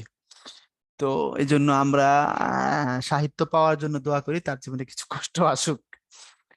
তো এখন আহ দুলাল ভাইয়ের কবিতা শোনার সন্ধ্যা চাই দিতে হবে, ঠিক আছে, আমি দুলালকে কথা পৌঁছায় দিব যেন তার একটা কাব্য সন্ধ্যা সে আয়োজন করে আপনাদের জন্য। তো এখন তো রচনা করা মানে কি, যেমন দুলাল কবিতা রচনা করেছে এরকম, বা আপনি ধরেন এখানে আব্দুর রহিম, আপনি গান লিখেন, আপনি গীতিকার, তাহলে আপনি কি করেন, গান রচনা করেন। তা আমরা মূলত প্রবন্ধকে রচনা করি। এখন প্রবন্ধের অরিজিনাল সংজ্ঞাটা আপনি কোথায় পাবেন? আমাদের গাইড টাইড যত বই আছে অরিজিনাল সংজ্ঞাটা পাবেন না। এটা হচ্ছে আপনার নির্ঝর সংজ্ঞা। অরিজিনাল সংজ্ঞা হচ্ছে 19 বইয়ে পাবেন, বাংলা প্রথম পত্রে হায়াত মোহাম্মদ স্যার এটা লেখা আছে, সাহিত্যের রূপ ও রীতি। এটা আজকে পড়বেন, সাহিত্যের রূপ ও রীতি। এখানে দেখবেন কোনটা নাটক, কোনটা কবিতা, কোনটা ছড়া, কোনটা প্রবন্ধ, কোনটা উপন্যাস, সংজ্ঞা ধরে ধরে আলোচনা করা আছে। তো প্রবন্ধ মানে হচ্ছে কোন নির্দিষ্ট বিষয়ের উপরে যুক্তিপূর্ণ এবং জ্ঞানগর্ভ আলোচনা। এক কথায় শেষ, যুক্তিপূর্ণ জ্ঞানগর্ভ আলোচনা মানে কোনো একটা টপিকের উপরে জ্ঞান দেয়া হয়, সোজা কথা, জ্ঞান। এখন বই পড়া আর দেনা পাওনার মধ্যে পার্থক্য কি? দেনা পাওনাতে একটা কাহিনীর বিন্যাস আছে, চরিত্র এবং সংলাপের মাধ্যমে রাইটারের নিজস্ব বক্তব্যের দ্বারা সেই ঘটনার বিন্যাস ঘটানো হয়েছে, সেটা গল্প। আর বই পড়ার মধ্যে, বই পড়া এই বিষয়টার উপরে রাইটার খালি জ্ঞান দিছে। তো যুক্তিপূর্ণ এবং জ্ঞান গর্ভ আলোচনাটা হচ্ছে প্রবন্ধ। প্রবন্ধ দুই প্রকার, একটা তন্ময়, একটা মনময়। তখন তন্ময় মনময়ের ব্যাখ্যা আপনার লাগবে না, প্রসঙ্গক্রমে আসছে, আমি আপনাদের বলে দিই, সহজে বুঝতে পারবেন। একটা মনময় আর একটা তন্ময়। তা আমরা যেগুলো লিখি এগুলো মূলত তন্ময় প্রবন্ধ, পরীক্ষা যেগুলো আসে। মনময় প্রবন্ধ ম থেকে রিলেট করবেন, মন, যেখানে রাইটারের নিজস্ব মনের প্রভাব আছে, আবেগ অনুভূতির স্থান আছে, এগুলো মনময়। তো বই পড়া মনময় প্রবন্ধ ছিল। রাইটার এখানে বই পড়ার উপকারিতা, না পড়ার যে ক্ষতি, আমাদের জাতির দুর্দশাগুলো অনেক জায়গায় ইমোশন দিয়ে দিয়ে বলছেন। তো যেখানে মনের নিজস্ব যোগসূত্র দিয়ে বিষয়গুলোকে ব্যাখ্যা করা হয়, বিষয়বস্তুর সাথে সাথে রাইটারের মনের ইচ্ছা এবং ইমোশনের যেখানে ছাপ আছে, এগুলো না মনময়। আর যেখানে টপিক বা বিষয়বস্তুর উপরে জোর দেওয়া হয়, ইমোশনের তেমন গুরুত্ব নাই, বেসিক্যালি এগুলো সবগুলো তন্ময় প্রবন্ধ। বুঝছেন তো? তো নর্মালি আপনি যখন গ্লোবাল ওয়ার্মিং নিয়ে লিখেন, পর্যটন নিয়ে লিখেন, তারপরে যখন যদি ডলার সংকট নিয়ে যদি আপনাকে লিখতে হয়, সবগুলো তন্ময় প্রবন্ধই হবে। এখানে ইমোশনের তেমন কোনো স্থান নাই, কারণ ডেটা ধরে ধরে আপনাকে কি করতে হবে, অ্যানালাইসিস করতে হবে। তো আমরা আসলে তন্ময় প্রবন্ধই বেশি লিখি। তো এটা হচ্ছে প্রবন্ধের সংজ্ঞা। যে কোনো একটি বিষয়ে প্রবন্ধ রচনা করো, এই কথা পরীক্ষায় থাকতো, ওখান থেকে আমরা রিলেট করে এখন বলি যে রচনা লিখছে, আসলে কথাটা এমন না। এখন অনেক ধরনের রচনা আছে বা প্রবন্ধ আছে, যেহেতু আমরা কথাটাকে রচনা বলি, সো রচনা বলে আমরা এখানে বিবরণ দিছি, বর্ণনামূলক, চিন্তামূলক, পরীক্ষা যেমন আসে আর কি। এখন এগুলোর ভিতরে আবার আলাদা আলাদা কি আছে, সাব টপিক আছে বিভিন্ন লেভেলের। তো সেই জিনিসগুলোকে ধরে আপনি যদি নিজে একটা সাজেশন করেন, তাহলে দেখবেন যেগুলো পরীক্ষায় সাধারণত লিখতে দেয়, এগুলো জাতীয় অর্জন এবং জাতীয় স্বার্থ সংশ্লিষ্ট। আমি কি বুঝাইতে পারছি? জাতীয় অর্জন এবং স্বার্থ সংশ্লিষ্ট হয়, তারপরে সমস্যা এবং সম্ভাবনা সংক্রান্ত হয়, তারপরে আমাদের বৈশ্বিক অঙ্গনে কিরকম প্রভাব আছে, কিন্তু আমাদের রাষ্ট্রীয় কোনো ইস্যুজ যেটার ভবিষ্যতে এটা খুব প্রাসঙ্গিক কোনো কারণে, এই টাইপের জিনিসের উপরে দেয়। অর্থাৎ আপনি বাংলাদেশ অ্যাফেয়ার্সে যে টাইপের জিকে পড়েন, বাংলাদেশ এবং তার যে অ্যাচিভমেন্ট গ্লোবাল কনটেক্সটে, সাধারণত আমরা সেগুলোকে উল্টায় ধরে রচনা হিসেবে লিখি, এটাই হয়, তাই না? সো এগুলোই কাজ করতে হয়। এখানে প্রবন্ধের ভাষা, জিনিসগুলো সবকিছু দেওয়া আছে। যে ভাইটাল কথাটা আমি আপনাদেরকে উপস্থাপন করতে চাই, অ্যাকচুয়ালি আমি যেটা বুঝাইতে চাই সেটা হচ্ছে এই, যেটা আমরা অনেক সময় করি না, সেটা হলো আমরা রচনাকে মনে করি একটা লেখা, বড় ধরনের বিবরণ। না, এটা করবেন না। রচনার মধ্যে যখন দরকার হবে কোনো জায়গায় প্রাসঙ্গিক হইলে আপনি ছক দিতে পারবেন, প্রাসঙ্গিক হইলে আপনি চিত্র দিতে পারবেন, কোনো গ্রাফ যদি মনে করেন দিবেন, দিতে পারবেন। এমনকি আপনি কোনো পাই চার্টের মাধ্যমে যদি মনে করেন কোনো তথ্য আপনি দেখাবেন, দিতে পারবেন।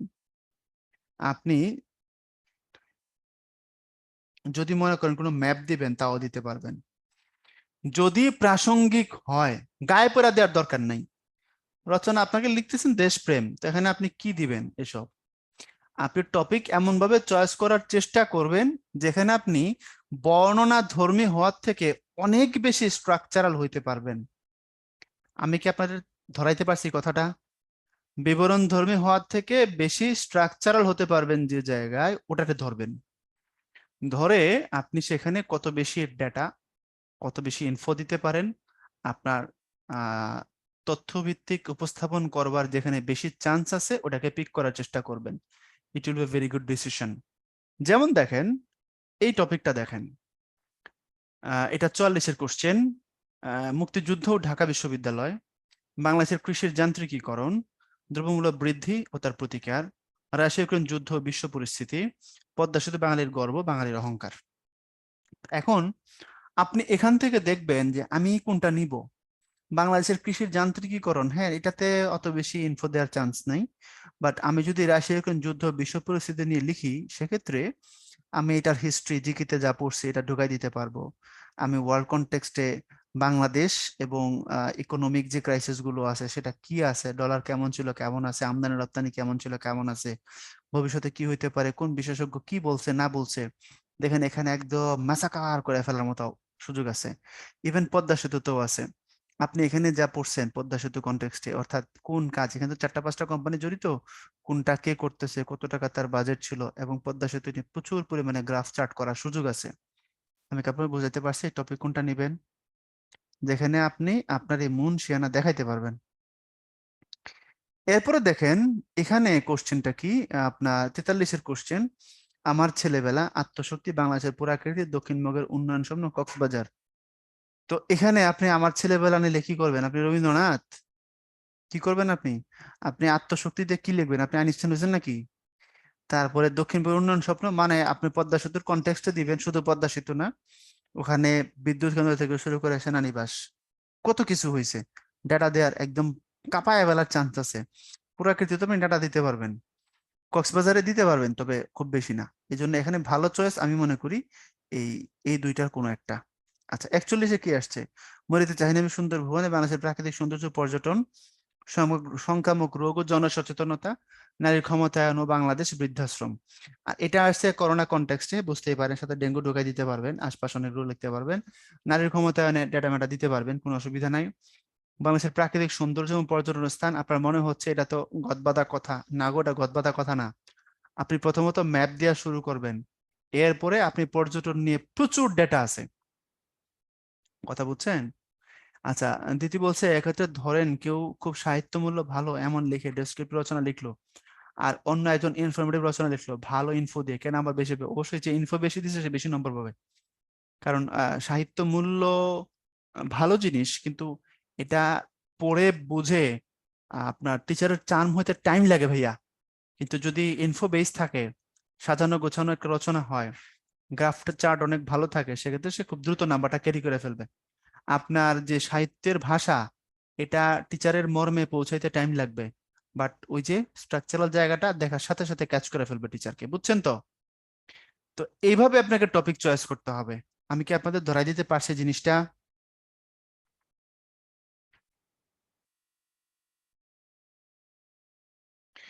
এই যে দেখেন এখানে রচনা আছে, অনেকগুলো দিছি বিগত বছর প্রশ্ন দেখে নেওয়ার জন্য। ইনফ্যাক্ট এখানে আমরা একটা নমুনা হিসেবে আপনাদের জন্য সুন্দর করে নিছি। এখানে ডলার সংকট নিয়ে একটা নোট আছে বলতে পারেন। এটা আপনাকে পরীক্ষায় লিখে আসতে হবে, আসলে সেটা বলছি না, আপনি আপনার মতো করে করবেন। এই যে দেখেন দেশ মূল্যস্ফীতি দেখাইছি এখানে, হ্যাঁ, বুঝছেন তো নাকি আমি একাই সব বুঝতেছি? এই যে দেখেন আবার দিছি, এই কারণগুলো তো আপনি চাইলে বিবরণ আকারে দিতে পারেন, দরকার আছে এত প্যারা নেওয়ার? আমরা স্ট্রাকচারাল কাঠামোতে দিয়ে দিছি, দেখেন এটা মূলত একটা অ্যানালাইসিস হচ্ছে কিন্তু আসলে। এই যে বৈশ্বিক উদ্যোগ কি আছে দেখেন, 1 2 3 দিয়ে ঢুকাইছে এই জায়গার মধ্যে। এই যে টাকার অবমূল্যায়ন দেখেন, আবার এখানে ছক আসছে, আবার ছক আসছে, আবার ছক দেখছেন। বাংলাদেশ ব্যাংক রিজার্ভের ঘাটতি, আগস্ট 2021 থেকে শুরু করে ফেব্রুয়ারি 23 পর্যন্ত এগুলো দেখাচ্ছে। বর্তমানে গত 3 4 দিন আগে দেখলাম $23 বিলিয়ন। এগুলো সরকার কাবার করে ফেলবে, 6 মাসের ম্যাজিক। সর্বজনীন পেনশন আসতেছে না, সর্বজনীন পেনশন আসলে সরকারের এখন লিকুইড টাকা দরকার।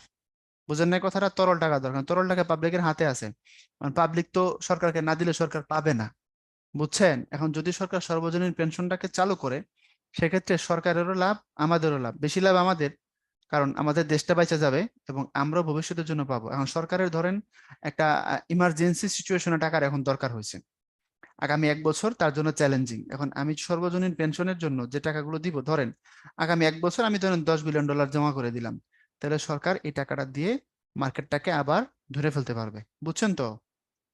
এটাই সর্বজনীন পেনশনের সব থেকে ভালো দিক। এজন্য সবাই এটা চেষ্টা করবেন করবার। এতে বহুমুখী লাভ হবে আপনার জন্য তো বটেই, এবং রাষ্ট্রের ইকোনমির জন্য এটা খুব জরুরি। এটা এক কাজে অনেক কাজ, 2 কাজ না, 3 কাজ 4 কাজ পর্যন্ত হবে।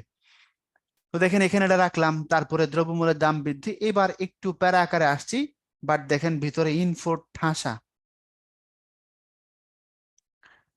আপনাদের বুঝাইতে পারছি ভাইয়া? এই যে দেখেন ডলার সংকটের কারণ আবার 1 2 3 আসছি, বিবরণে নাই কিন্তু প্রবাসী আয় কমে গেছে, এই যে দেখেন এখানে আবার দিয়ে দিছি ইয়ে করে, ছক করে। তাইলে কিভাবে একটু স্ট্রাকচারাল পথে হাঁটা যায়, পদক্ষেপগুলো আবার 1 2 3 করে রাখছি। তাহলে এখানে দেখেন আবার এখানে, আমি কি আপনাদের বুঝাইতে পারছি? তাহলে এই জায়গাগুলোকে এখানে দেখানোর কারণ এটাই, যাতে আপনি দেখে বুঝতে পারেন। এই যে সর্বজনীন পেনশনের উপরে, যেহেতু এটা খুব রিসেন্ট সরকারের পদক্ষেপ, এটার উপর একটা নোট রাখছি। ক্লিয়ার? তাহলে কি আপনারা একটা মোটামুটি আইডিয়া পাইছেন না পান নাই?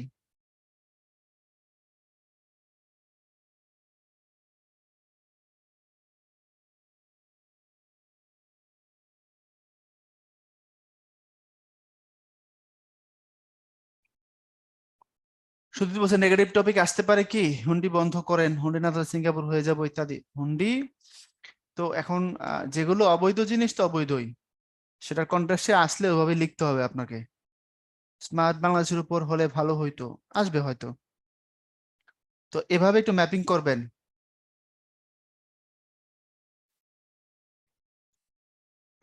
মানে ডেটা একদম এক্সাক্ট মান দিতে হবে নাকি রাউন্ড ফিগার দিলে? রাউন্ড ফিগার দিলে হবে, অসুবিধা নেই। পৃথিবীর সব পরিসংখ্যান মিথ্যা, এটা সবাই জানে যে মিথ্যা 3 রকম। মিথ্যা, ডাহা মিথ্যা, পরিসংখ্যান। জানেন না এই যোগটা? শুনেন নাই? কারণ বাংলাদেশের জনসংখ্যা কত? 16,51,00,000। কে বলছে আপনাকে? যদি বাংলাদেশের সমস্ত জনসংখ্যা 1 ন্যানো সেকেন্ড বা 1 সেকেন্ডের মধ্যে গোনা যায়, ওই ফিগারটা ওই সেকেন্ড পর্যন্ত কারেক্ট। তার 1 সেকেন্ড পরে সেটা ভুল, বা 1 মিনিট পরে সেটা ভুল, হয় কেউ মারা যাবে না কেউ জন্ম নিবে। So, পরিসংখ্যান ইটস এ ফিগার, জাস্ট এগুলো করা হয় হিসাবের জন্য। তো সব পরিসংখ্যানে মিথ্যা, যদি আপনি রিয়েলিস্টিক চিন্তায় যদি দেখেন তাও এগুলো লাগে। তার মানে আপনি এমন ফিগার দিয়ে বসেন না যে কোথায় ইন্দিরা গান্ধী আর কোথায় দাউদ কান্দি, এটা আবার করা যাবে না। ক্লিয়ার? সেখানে আরেকটা নোট আছে, ওই নোটের পরে ক্লাস শেষ আর কি। তো আপনাদের কোনো কোশ্চেন থাকলে করেন, এখানে তো নোট পাবেনই, পড়ে ফেলাবেন, ফাতা ফাতা করে দিবেন। কোনো প্রশ্ন থাকলে করেন, আর এভালুয়েশন যে পোলটা আছে এখানে অ্যাটেন্ড করেন। যদি আপনাদের লাইভে কোশ্চেন করতে চান দেন হাত তোলেন।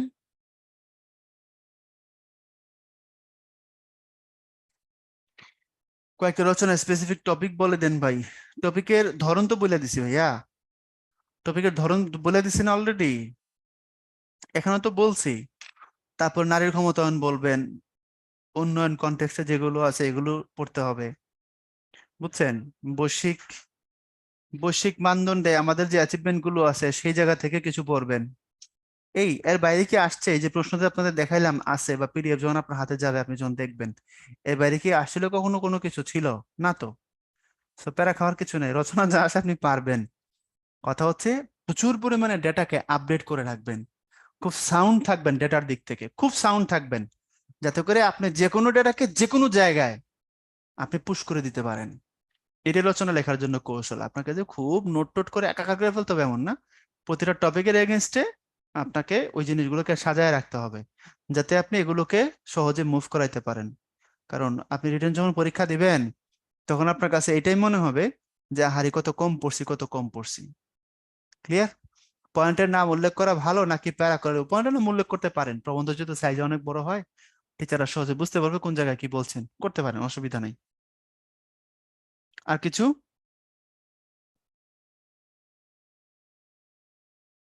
হিস্ট্রি উন্নয়ন অর্জন টপিক দেখে যাবো, হ্যাঁ হিস্ট্রি উন্নয়ন এবং অর্জন এগুলো দেখবেন।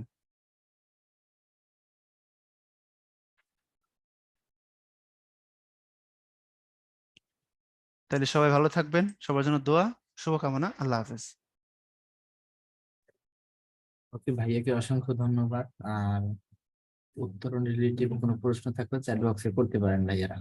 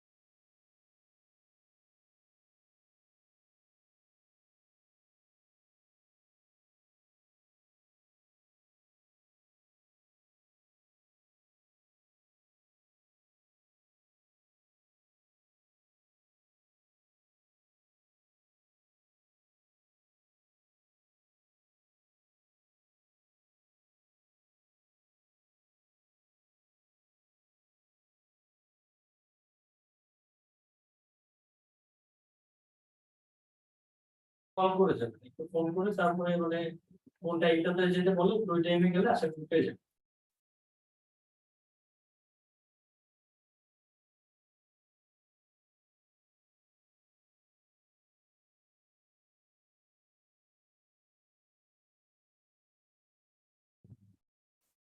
বিখ্যাত ভাই যেটা বলছেন, যদি আপনি সাবমিট না দিতে পারেন তাহলে তো আপনার ওটা অ্যাবসেন্ট দেখাবে, আপনি অ্যান্সারটা পাবেন না।